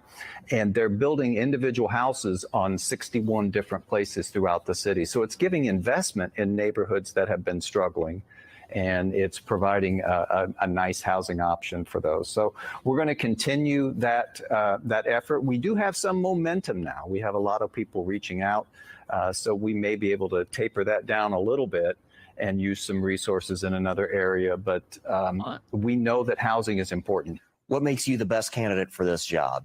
I think my experience, I mean, I was a regional VP, not only with my previous employer before being mayor, but I was over 5 counties, multiple locations, had well over 100 employees. I have experience dealing with people, and I have experience letting people, department heads do their jobs and just providing them with whatever support and or guidance they need. We have to get more proactive. We need to go more towards community policing. We need to be strategic in how we police our community, knowing where the hot spots are in our community, where crime is highest. We need to target those areas. We need to bring in youth. You know, the current administration has put together a task force to look at ways to do things. You know, we need to not only do that, but we need to have a youth task force. You know, a lot of the crime being committed, not just in Muncie, but elsewhere, are being committed by young people. It's tough in the state of Indiana when you have permitless carry. Everyone is carrying guns, and what we see is more people are willing to use those guns. So it's not just one thing that you do to fix that. It's a collection of things that you do to fix that. And what we need to do primarily is bring in experts, put experts around the table, look at other cities, see what other cities are doing that has worked. You've made infrastructure a major part of your campaign. You've called for repaving 82 miles of roads and adding ADA curb cuts. How do you plan to do that without raising taxes? Well, it's quite simple. You know, we have every city in the state of Indiana has what's called economic development income tax funds. The city of Muncie brings in about $4.5 million of EDIT funds, some of which is encumbered long-term through bonds and other obligations. But, you know, we intend to we'll take out the bond. It'll be a $25 million bond over the course of 20 years. The average payment, or the annual payment, will be about $1.9 million a year. We'll pay that back using primarily a pledge of those EDIT funds that I just spoke about, but also local road and street tax. Local road and street, as well as wheel tax distributions, a small portion of each will also go back to helping to repay that bond. You know, if you drive through Muncie, and anybody watching this that has been in Muncie or lives in Muncie know that our roads are a very big problem. You know, the roads are the foundation of your city. It's where commerce takes place. It's how people get around your city. What makes you the best candidate for this job? Because I put people first. I put our community first. I understand that making decisions for the betterment of our community sometimes is a tough decision. I'm willing to make those tough decisions without care about reelection. I'm somebody that believes that if you do the job and you do it right, reelection takes care of itself. You don't need to be laser focused on your own reelection, right? I also think I'm the better person for the job because I understand the struggles that our citizens face. I've been there. I've had those struggles. You know, I've lived paycheck to paycheck, barely scraping by, giving plasma to make utility payments. I've been there. I understand. Take all Indiana politics on the go with you. That's interesting. Well, we will be hearing from hopefully both of those men here still this year on our candidate interview series. We will be finding out tomorrow just who is going to be stepping up to the plate from the city of Muncie or not. I will tell you that Jeff Robinson messaged me today and asked me what day would be best for him to come on. I gave him a series of dates. We're still doing this dance walking back and forth.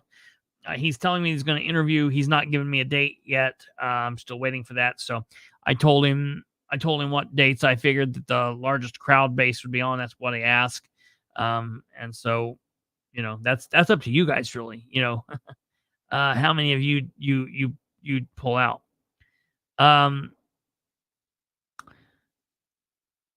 Which one?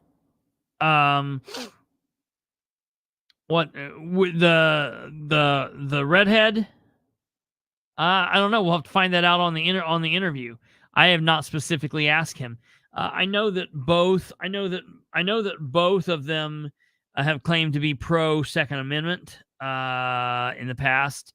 But as far as how far they go up that, are either one of them as pro Second Amendment as me?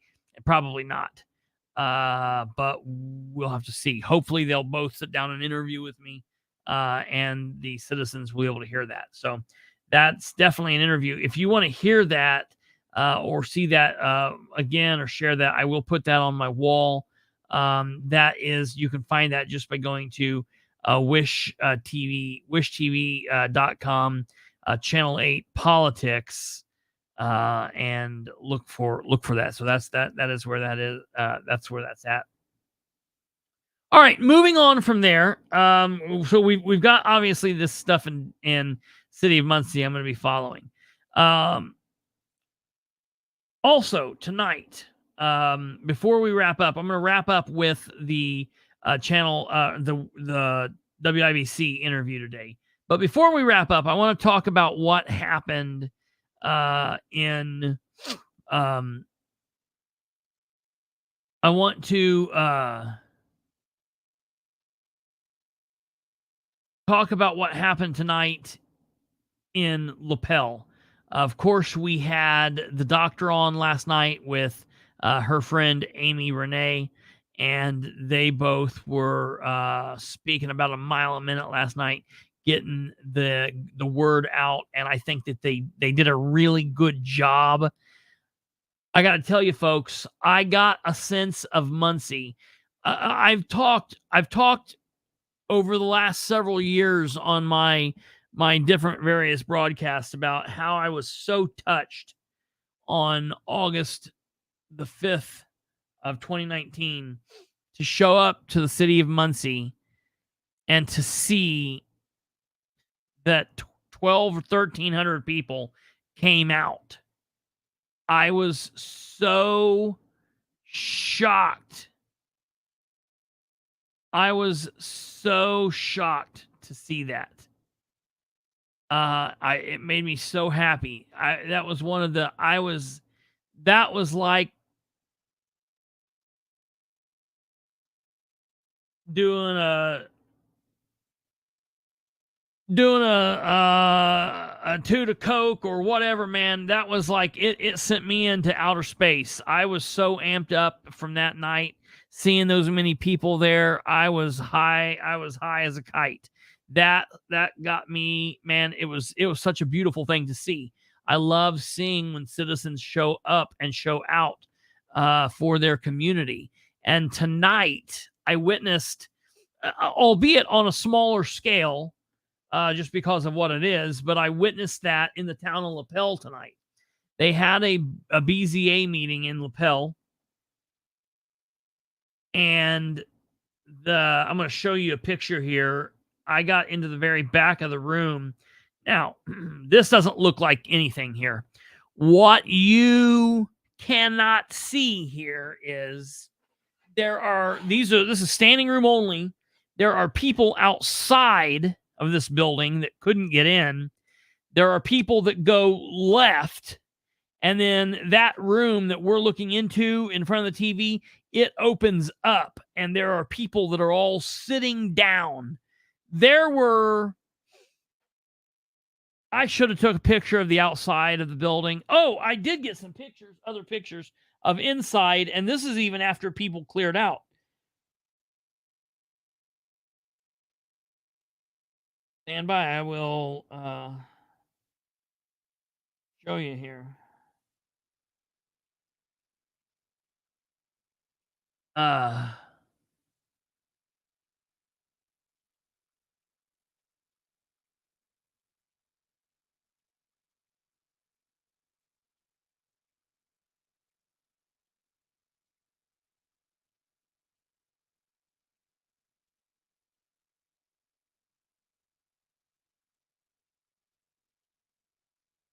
Okay, here's this. Here's from outside looking in that room. And this was after lots of people left. This was towards the end of the evening as I was leaving, basically, because I needed to get out here to get here. Here's your board, basically. Here's all the people that were sitting there. Here's where the doctor was, and all of their people. And these people are stacked up that way.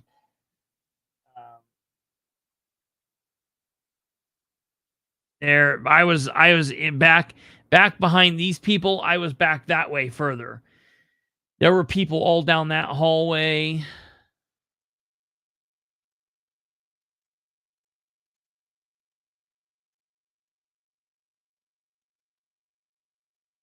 So here are the people that they've been arguing with on the BZA. This is not the council. None of these people are the person that stood up and yelled. However, this is one of the paddock individuals. Okay. Interestingly enough, I'll show you here.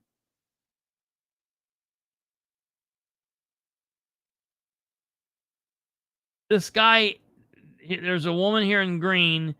This guy in the red hat right here. I noticed when I was taking pictures, while I was taking this picture, he was taking a picture of me.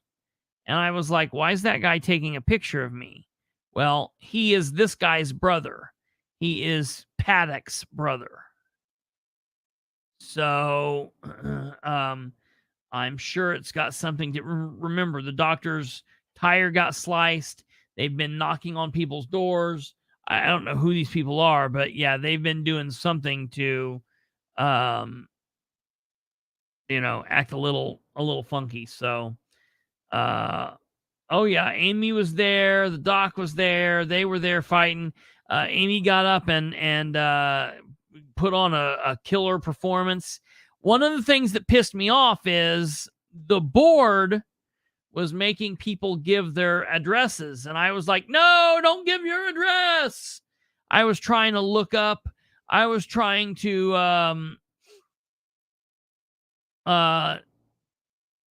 text the doctor to tell her, tell those people to quit giving their address. I was trying to look up the board members' addresses, and I was going to get up and give one of their addresses.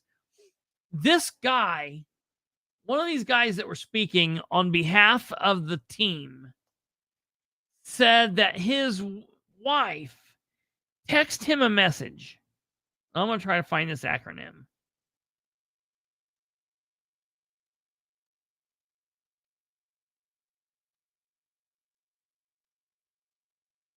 It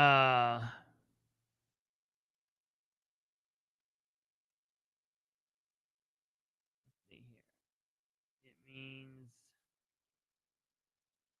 no, that's not right. Basically, he said he flew in from Texas for this, and he said when I got off the airplane and turned my phone back on, my wife had texted me a word, and I didn't know what the word was, and I texted her back and said, "What's this?" And she said it means, and basically it was an acronym for several different words, and I don't know what they are off the top of my head. But it was be nice, be calm, be respectful, be willing to listen, and be polite. And he was like, well, honey, you know me. I'm like that. And then he said, and then it dawned on me. She didn't text that for me. She texted that for all of you. And I thought, the hell? You don't get to come in here saying that. Shut up. That put me off right from the word go. We can go and listen. The doctor, it kills me. The doctor shared it. The doctor records these things. I don't know why how she always records them on their side.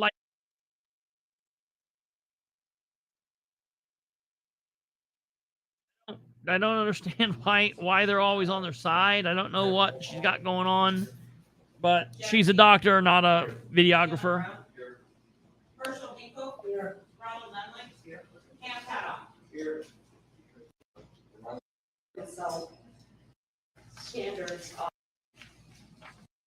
I get up to when the guy was talking.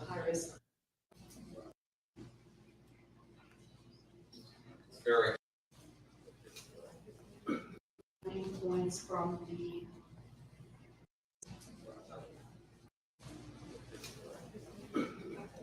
Told you. Yep, I like it. through the process. We certainly respect the special use requirements.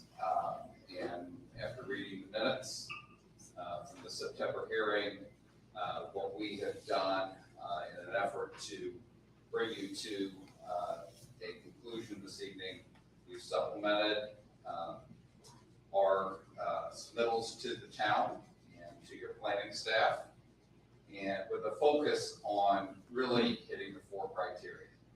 Because as you've heard, there, the facts are presented, in conjecture, information that's not true. We just need to discuss that and say why. Here we go. I wanted to start off with, so flying up today. First of all, Chris and I have worked with LKQ for about 15 years. We've developed 7 of these projects. This will be our 7th project. They're called a prototype facility for a reason. There's no other LKQ product except for those 6 that are currently existing around the country that's going to look like this. So any comparisons to this facility should be one of those 6. So I would say that's kind of a baseline for establishment. So on my way up today, I've been married for a long time. My wife sends a text, and I get it when I get off the plane. It says, the attorneys will know. Comity. C-O-M-I-T-Y. I have no idea. C-O-M-I-T-Y.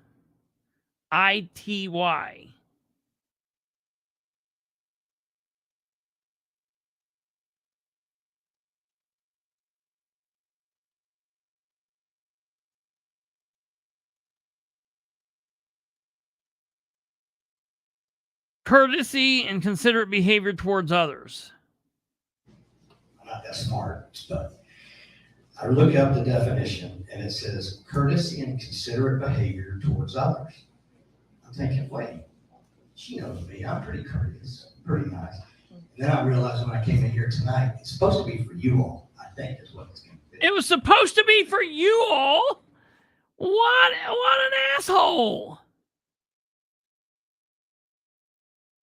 What? Yeah. He was trying to be, that's exactly, Joey.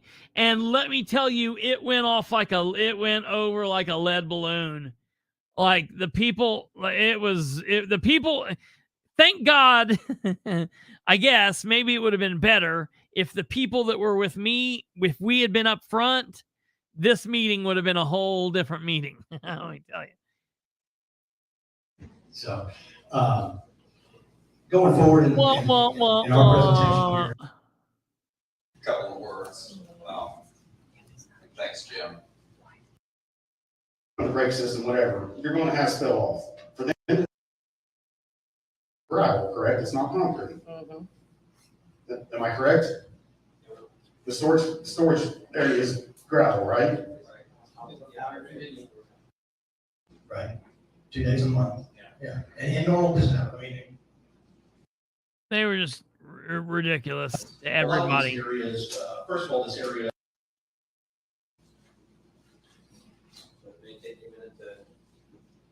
So, Kate, do you know what ended up happening here? They continued it. All right, they did not vote. They did not vote. It is continued until October the 30th at 6 p.m. Oh, I got to write that down. Oh, yeah, you got to write that down. You also need to pay your invoice for the 28th. Oh, yes, damn it. I'll do that before we get off the show tonight.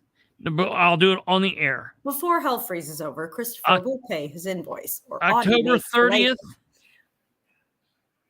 October 30th at 6 p.m. Yes, sir. 6:30. 6:30. So hopefully they'll get the same kind of crowd. I am currently downloading your photos to put up.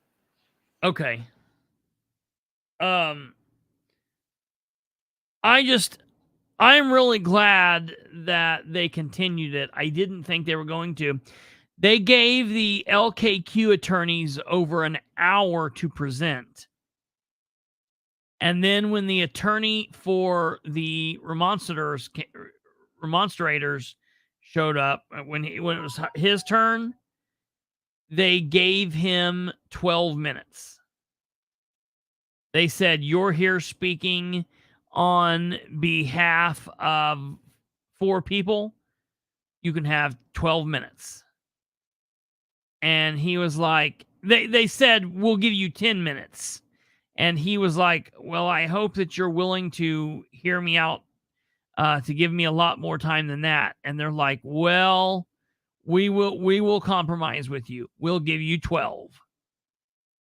I was like, and I was kind of disappointed in their attorney because he was like, okay. I would have been like, nah, we ain't. I just, see, that's where I'm like Josh.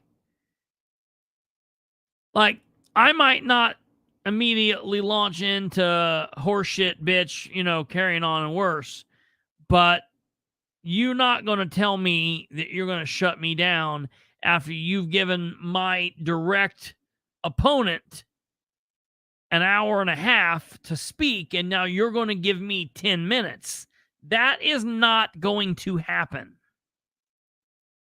That's not acceptable, and I'm not going to be okay with that. So I won't go much more into that because there's a whole lot I need to dissect with the doctor, and there's a whole lot we need to talk about. But you just got to understand, this was going... I'd been going by this point for a strong 13 hours at this point, and I was just, everyone I was dealing with was stupid. Everybody was just ignorant. And then, and let me tell you, all right, I don't know if Charlize is still here or not. I don't know. I considered whether I was going to do this or not, but I'm going to do it just because it still has me. Listen, I don't think it's any secret that I am not. I made this joke earlier. I am not king or queen of the. Okay, cool. Thank you, Kate. I am not king or queen of any LGBTQ movement. Okay, I'm not the leader of any kind of trans in schools movements, whatever. I've got my opinions on various things. That being said,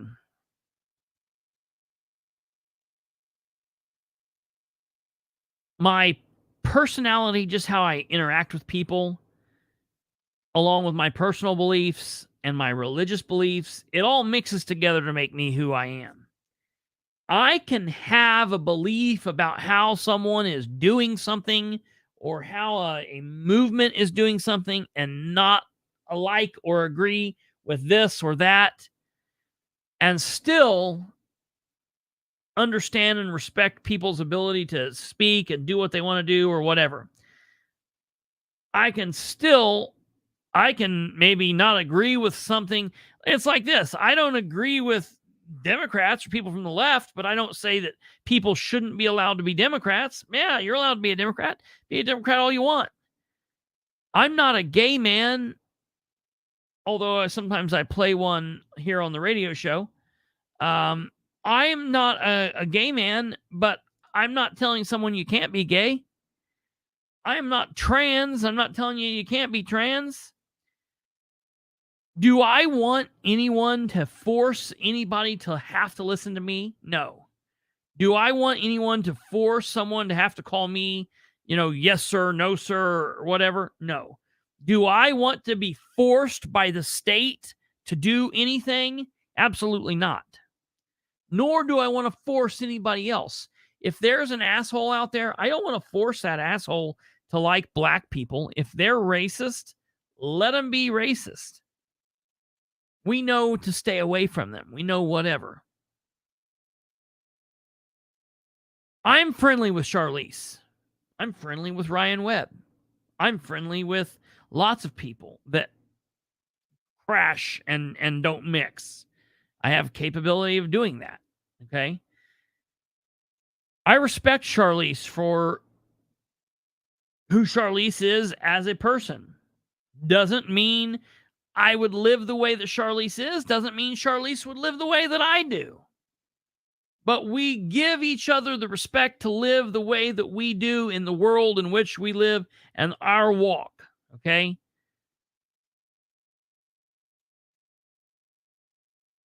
Charlize generally has no problem taking the piss out of herself. She makes comments and makes jokes. She does things. And I don't want to get too personal because I didn't ask her. I didn't ask this or whatever, and I should have, but I didn't, and whatever. But Charlize will commonly put up a before picture and an after picture. Okay, we'll commonly put up a before and an after picture, and what I mean is before the transition and after the transition. And I know that's not everybody's cup of tea. I understand that not everybody likes that or wants to see it. But you know what? Not everybody wants to listen to me either. Scroll on. If I'm in a bad day and I just don't want to mess with anybody, I just don't get on Facebook or whatever. Or if I don't want to see what Charlize posts, or if I don't want to see what Ryan posts, or I just scroll on by it. I don't need to get on and comment. If I want to get on and fight with somebody or whatever, I'll do it. But I don't find the need to do it. I specifically won't go out of my way to post on other people's things. Now, you come to my wall and you comment on my stuff or whatever. Yeah, we can go back and forth or whatever. I respect Charlize being a human. Charlize wants to be seen and believes in her heart of hearts that she's a woman. I'm right there with her. I don't care. What does it matter to me if she is he or she or Charles or Charlize? It does not have a bearing in my life. I respect her for the walk she wants to walk. Now, if she's beating me over the head with something or demanding that I wear lipstick or demanding that I do this or that, I wouldn't like that. But she's not doing that. You know what I mean? Not doing it. So I respect that. There has been this guy that has been just a complete nuisance. Just to life. And a complete nuisance. I don't even know what he's doing. And he comes on my page and he does all this stupid shit. We're on there talking about politics at one point. We're on there talking about the termite situation. We're on there talking about the mayor of Muncie and the termite situation. And because Charlize dares question what Charlize's mayor is doing, all right? Charlize wasn't saying, hey, well, John Doe and Sam down the street, you guys suck, or you guys are bad people. She was commenting on her elected official. Now, you don't want to be in the same city as her. You don't want to breathe the same air as her or as him, if that's the way you want to see it in your mind, because you just can't get on board with it being 2023, whatever. I don't care. That's your deal. Live that way inside your closed off head. But we were on my wall talking about politics. It was the comment that I made about the termites. Here I'm going to show it to you all. Here it is. Here it is right here. It was the termite post. View more comments. Get here, let's view all comments. View all comments. Charlie says, lots and lots and lots of announcements. Successful completions, not so much. Now, there were several people that were involved here. Cat Carey thumbed it. I hearted it. Troy Tackett did the smiley face. He didn't go on and comment and be like, no, you're wrong. The mayor has accomplishments here and here and here. He did that stupid smiley face emoji. It's like he wakes up and he's like, all right, I'm on a mission today. I have to make the smiley face emoji on 200 posts. Let's go. And then he does it. So Charlize says lots and lots and lots of announcements. Successful completions, not so much. Troy Tackett says, tags Charlize so he knows what her name is, and then writes down below it, now, Charles, you know better. And I don't know why. Because I see people doing this shit all the time, and I'm just normal. It's like, whatever, they're assholes. This, I had my level at like, what time did I post this? Whatever time I posted this, I had my level. I had all I had of it, and I was done for the day. And I posted, Troy Tackett, dude, is that all you fucking got? Charles? Oh, no, wait, what? You spilled the beans. Like, oh my God. You mean Charlize is really Charles? I never knew. You told me, thank God. I can't believe you taught me finally about Charles Jameson. Wow, finally you got through to all of us. Thank God. You're like a 10-year-old that just learned the word shit. And you say it anytime you can. You don't use it properly. You're like, look at that shitting car. Look, I'm going to drink this shit water. Shit, my head itches. You know, it's just, you're saying it just because you learned a bad word. We fucking all get it already. I mean, listen, I'm not king or queen of the LGBTQ or trans movement. But it's like, damn, we get it. I wake up every day knowing two things. Number one, Troy Tackett is going to hit about 50 laughing emojis. Number two, he's instantly going to be consumed with the thought that Charlize Jameson might be just packing a little more than he is. Jesus, dude, what's the obsession already? We get it. You don't agree with her life choices. I don't agree with you bathing in Dakar Noir and wearing t-shirts that allow you to cut glass with your nipples. But here we are. I don't agree with your Miss Me mom jeans that you wear. And your bedazzled wraparound sunglasses. Dude, you're 55, 60 years old. Let your gray hair come out. You don't need to jet black diet anymore, dude. You're living a lie too, bro.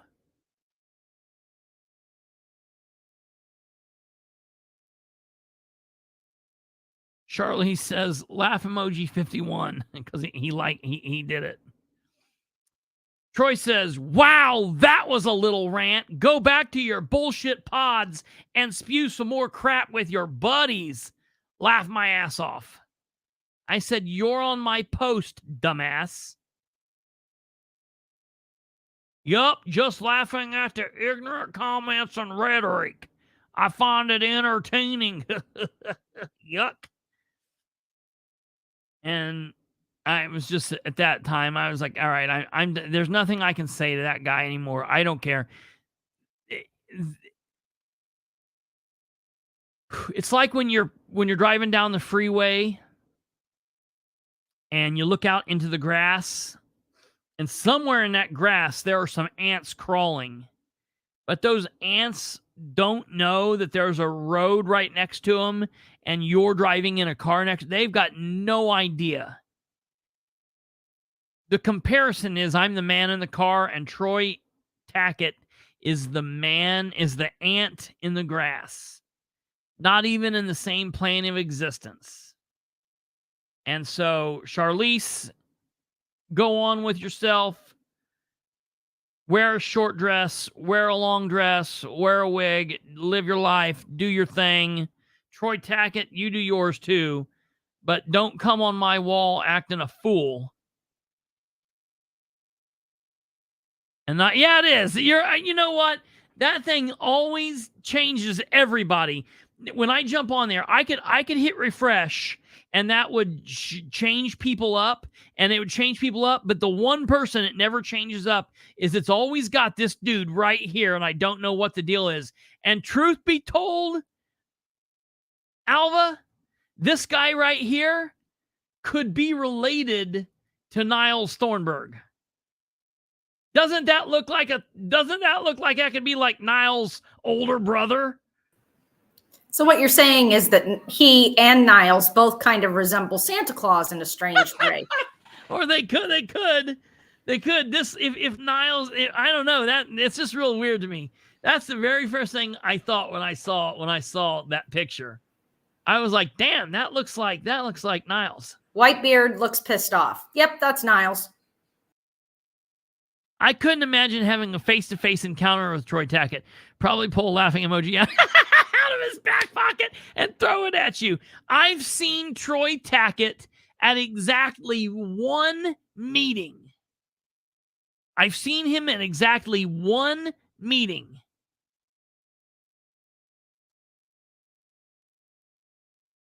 And I can tell you, it was the meeting, it was Whale's sustainable product, and I literally, the only reason he came out was because everybody else in Muncie came out, and he was just there because he wanted to see the drama.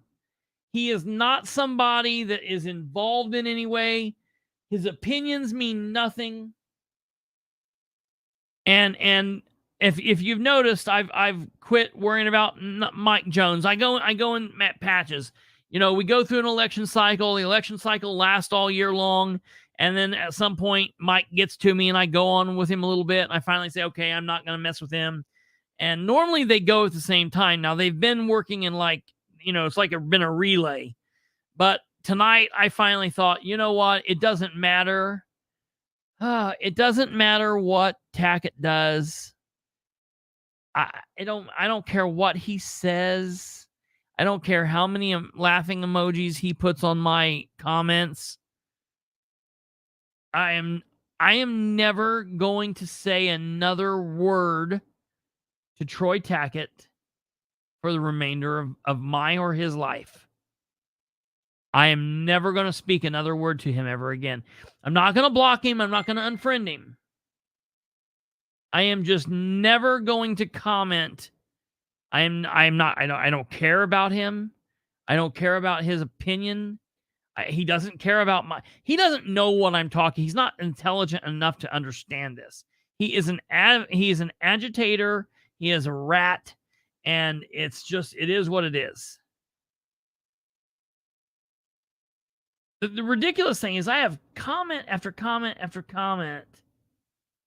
I have comment after comment after comment after comment after comment of him bashing Ridenauer, saying how unhappy he was with Ridenauer because Ridenauer was basically no different than Tyler. Someone literally just texted me and said he's just mad he's more attracted to Charlize than his wife.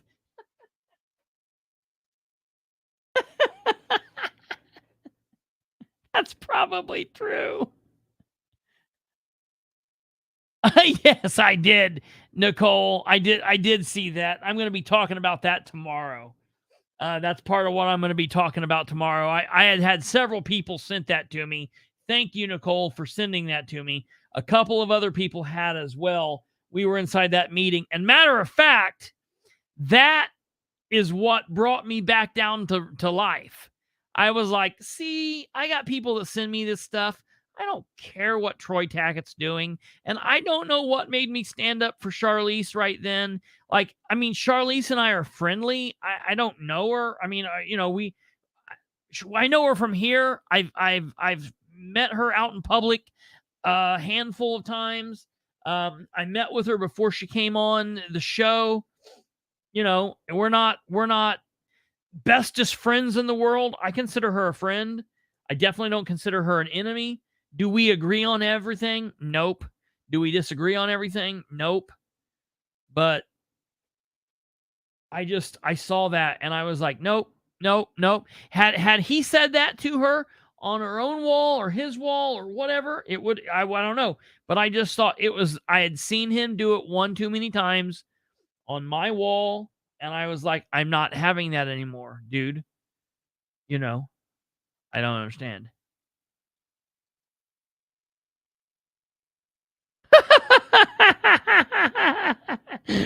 Joey, that's hilarious.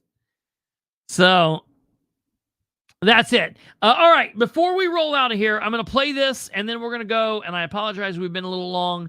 I just wanted to let everybody that did not get a chance to hear this today have the opportunity to hear this. And I want to let you know that this, a couple really good things came of this. I'm not in a position to really say what those are right now. Maybe we'll know in the future and I can talk about them, or maybe I won't ever be able to talk about them. But at least right now, I can say that some definite good things came of my thing with WIBC today.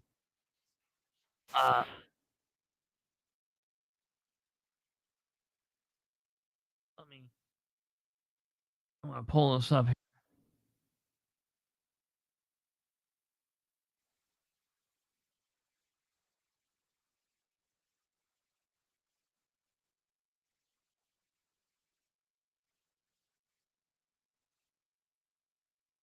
All right.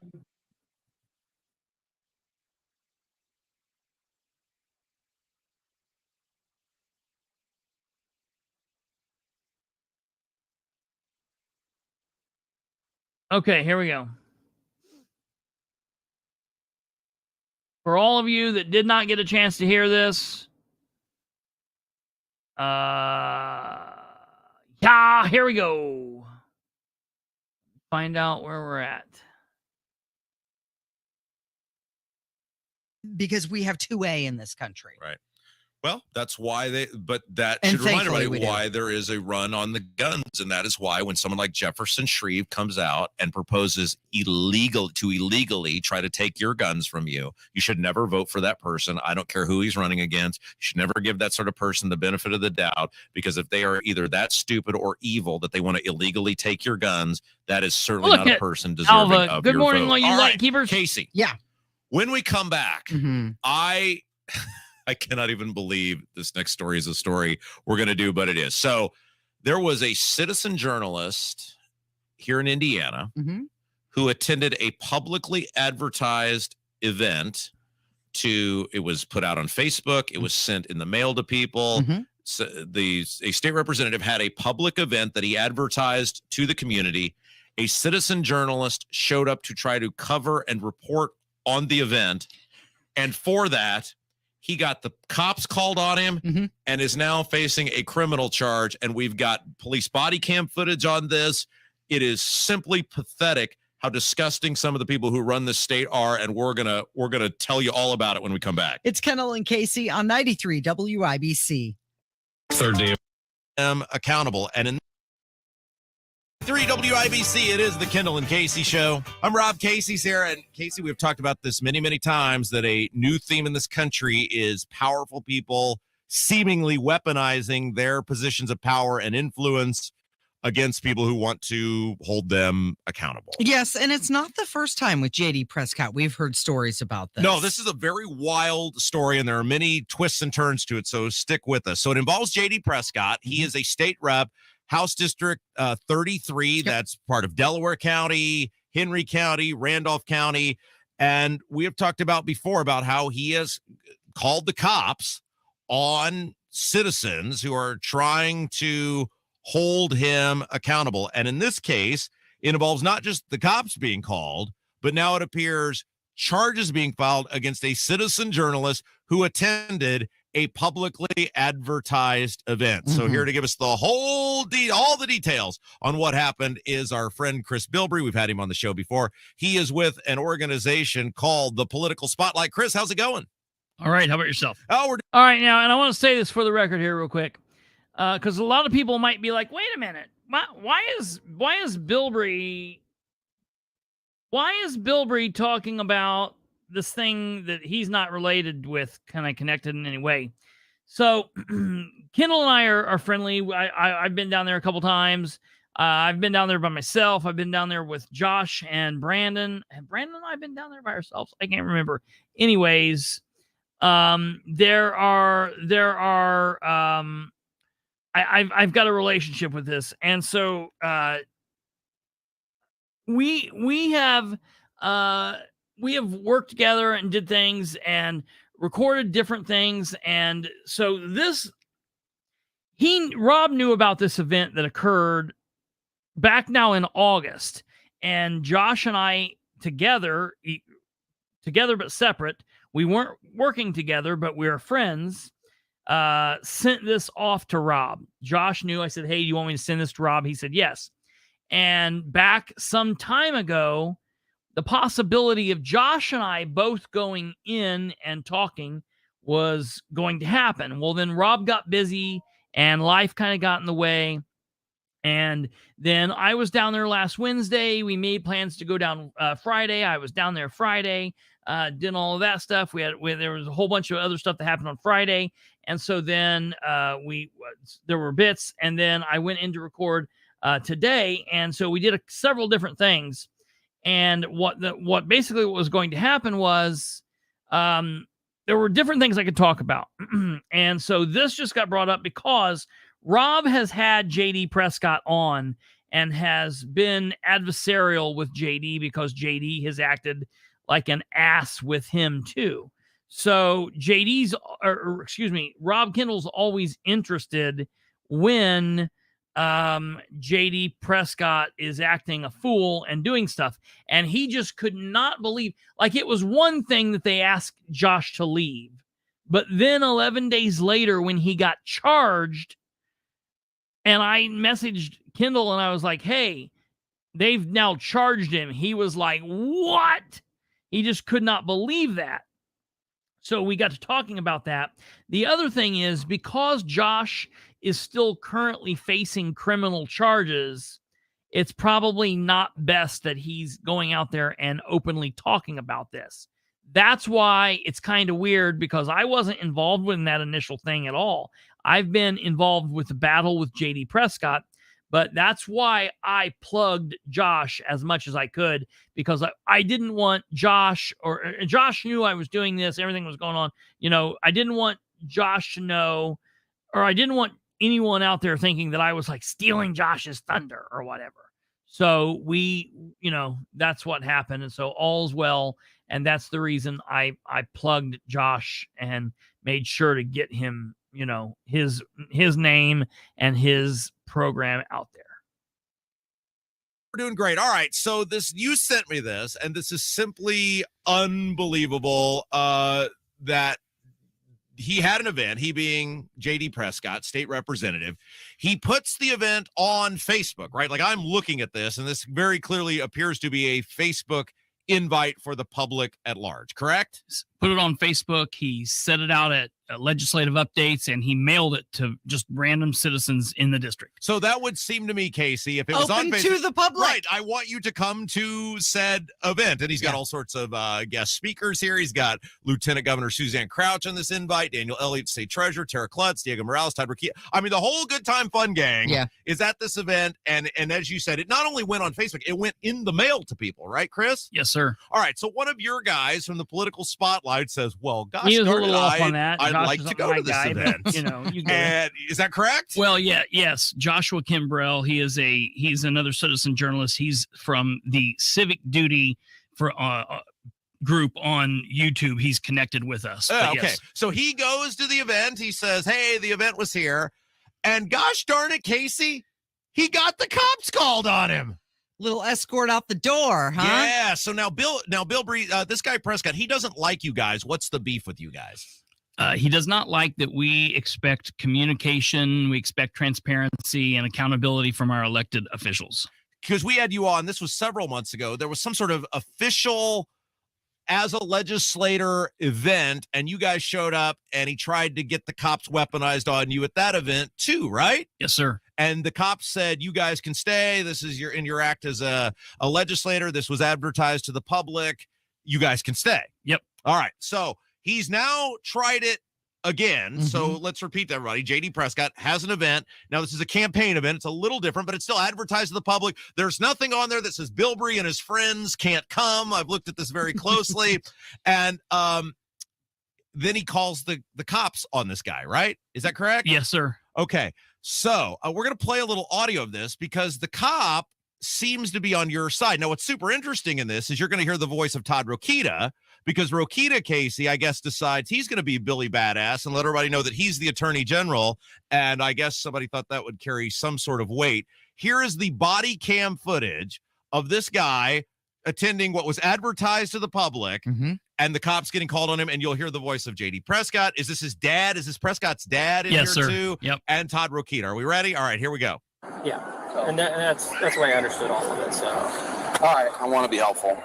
So this is Rokita. We should have an in answer. fact, if you want to play me, except Attorney General said that he's got to go. That's fine. Big time He can sue me. There's a big line. Oh, they sound like such You can be in the goobers. back of it, but so have the sheriff throw me under the bus or whatever you need to do. But we haven't have a nice event, and this guy's gonna. We're going to continue with the event as is. Plus, now. driving can be some driving. What's the show? As soon as we hear back from him, we'll. Thank you. I appreciate and, it. And as long as he just stands Here's back the event with online. the camera, I was just going to let him us know if anything changes. let him be off in the corner until we get our answer, and then we'll, if we need to. But we do not give Go any from permission for him to use that recording here as well. So Okay. is there any way to confiscate that? Is We that a can't. possibility? There's nothing we can do with that. Since he's trespassing. Not unless he's arrested and blah blah blah. Yeah. Then it He doesn't becomes have evidence. permission or to something. record or be here. Yeah. I just don't get how we. Yeah. So my only it's a gray area, and there's a lot of gray areas with stuff like this because it's not stuff we deal with a lot, and really a whole lot of people don't deal with a lot. But given that it was on Facebook, the public was invited. Yes. He's part of the public, whether he's Republican or not. But it wasn't the public invited. It was campaign supporters was invited. I understand that. It just advertised But publicly to reach what makes it gray is it doesn't say that he's disqualified from coming until clearly. he's asked to leave. Okay. Right. And then That's where it gets. Yep.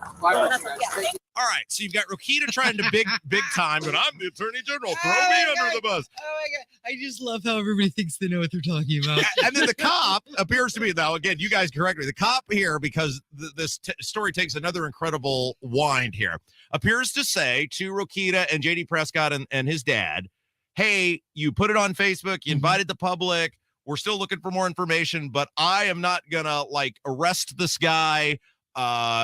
I'm going to let him sit in the corner and do his thing, and y'all probably should be a little more clear on your private events and not invite the public, right? Essentially, that's what happens. And then they get the call from the sheriff at that point, and the sheriff says, okay, tell him he's got to go. Okay. And at that point, Josh and his daughter, now, mind you, he brought his 15-year-old daughter here to see how government works. Yeah, sure. Why wouldn't you want to do that? And Josh and his daughter's there. They go up to him and say, hey, we got the call from the sheriff. You need to go. Josh says, okay, if that's the official word under law, you're making me go. I'll go. Okay, so just to reset everybody who's just tuning in, and I love this story so much. So Kristopher Bilbrey is with us. He is part of a citizen journalism group called the Political commentator, Spotlight. but whatever. They have a long-standing feud with State Rep J.D. Prescott because they like to tell the public what he's doing and hold him accountable.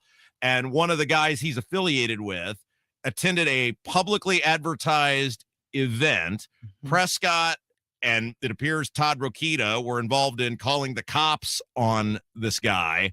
And finally, after the police officer clearly says in that thing, he can stay until we hear something else, the sheriff then said he had to be removed. So he left, is what you're saying. He didn't stage a protest. He wasn't that woman in Walmart the other day laying on the floor screaming or crying or anything else, right, Bilbrey? He said, okay, we got to go. I'm gonna go. Thanks. Yep, they left. Okay. So that's it, right? Like everybody parted friends, and that's the end of the story. Yeah, no. Oh, what? Wait, what? No. What happened? 11 days later, Josh of Civic Duty on YouTube receives notice that he is being criminally prosecuted. What? For what? Criminal trespass.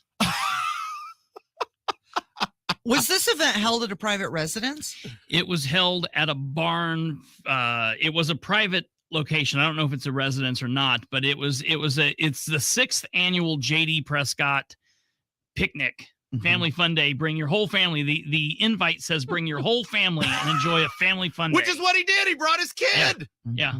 So so let me make sure I have this correct. You are telling me this guy, JD Prescott, advertises an event, not just on Facebook, but he sends literally mailers out to people, says, come to my event.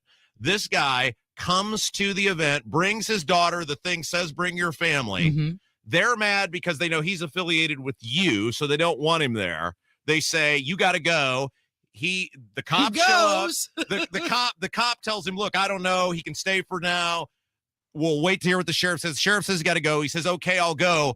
And this guy, JD Prescott, wants criminal charges filed against him. I feel like I had to have missed something here, Bilbrey. Nope, that's it. They filed through the Randolph County Prosecutor's Office criminal trespass charges. It's misdemeanor charges that this gentleman now has to face and defend himself against. I mean, it's very clear the cop is saying he can stay until we hear otherwise.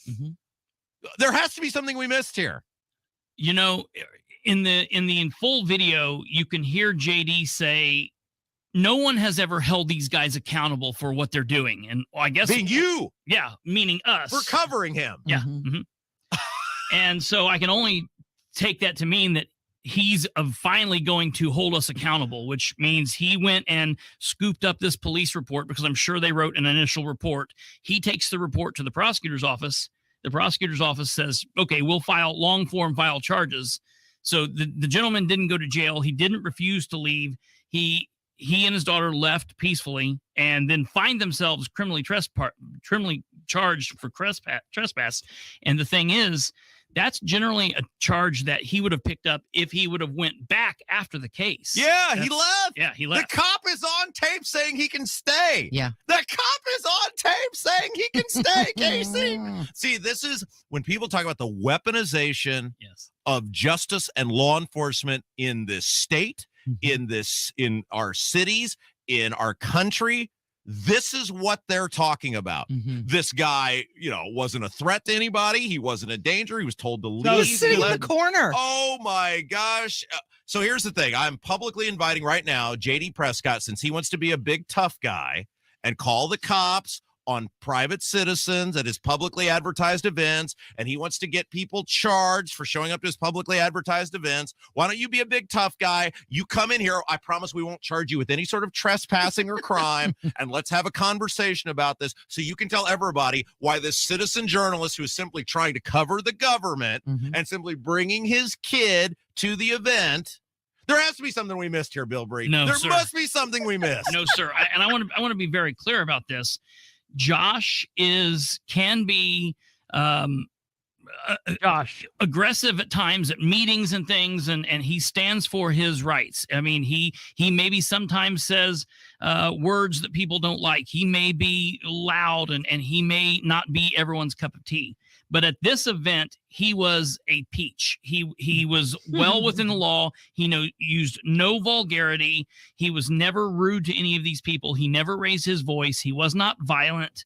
He was just there videoing the several public officials. Diego Morales, Todd Rokita, Crouch was there, many of the state representatives. He was just there videoing these elected officials, and they didn't like that. Unbelievable. So JD Prescott is cordially invited to come here. There'll be no criminal trespassing. There'll be no cops called, and we'll have a conversation about it. What a bet whether he takes me up on this or not, Bilbrey? I would say he probably won't. All right, Chris Bilbrey, where can people find you? You can find me and our group at The Political Spotlight on YouTube. The Political Spotlight is youtube.com at The Political Spotlight, but also check out Civic Duty, Joshua Kimbrell, on YouTube as well, youtube.com/Civic Duty WC. Yeah, you can see the whole video yourself. It's amazing. Thanks, Bilbrey. Thank you. The flyer says, bring the whole family for an afternoon of food and fun. Well, that's a different kind of fun, isn't it? It is Kendall and Casey. It's 93 WIBC. All right, so that was their take on that. It was a good time, of course, as always. Was able to bring some awareness to Josh's channel, get our word out there, and literally moments after that interview occurred, some good things happened, possibly happened. It's definitely making the rounds. It's doing what it's intended to do, so that is good. The message is being spread. And that's the whole thing we're just going to continue doing here, spreading the message, holding these people accountable, holding the elected officials accountable, holding the candidates accountable, holding the governments accountable, holding each other accountable, and doing what we can to shed the light on the dark places. Until tomorrow, ladies and gentlemen, you have a good rest of your evening. I do want to tell you all, remember, Sproles tomorrow, folks. It's going to be a big conversation. Tomorrow, we're going to have Sproles. Maybe Wednesday, we're going to have some Sproles. And we're going to have a lot of stuff in between. We're also going to be finding out more about what happened on the in-betweens and after hours with this lapel meeting tonight. And so it's going to be a lot of information here to take in, as always. And, of course, we have candidate interviews that we're going to be fitting in along the way. So you guys have a great rest of your evening. Don't forget to spread the word. Get registered to vote if you haven't. I'm telling you, folks, right now we've got 24 hours, basically 24 hours left, and that's all she wrote. So do not delay. Do it today. Help spread the word, and we will see you guys. Are we not doing the postscript? Fuck it. We'll see you guys tomorrow. Good night.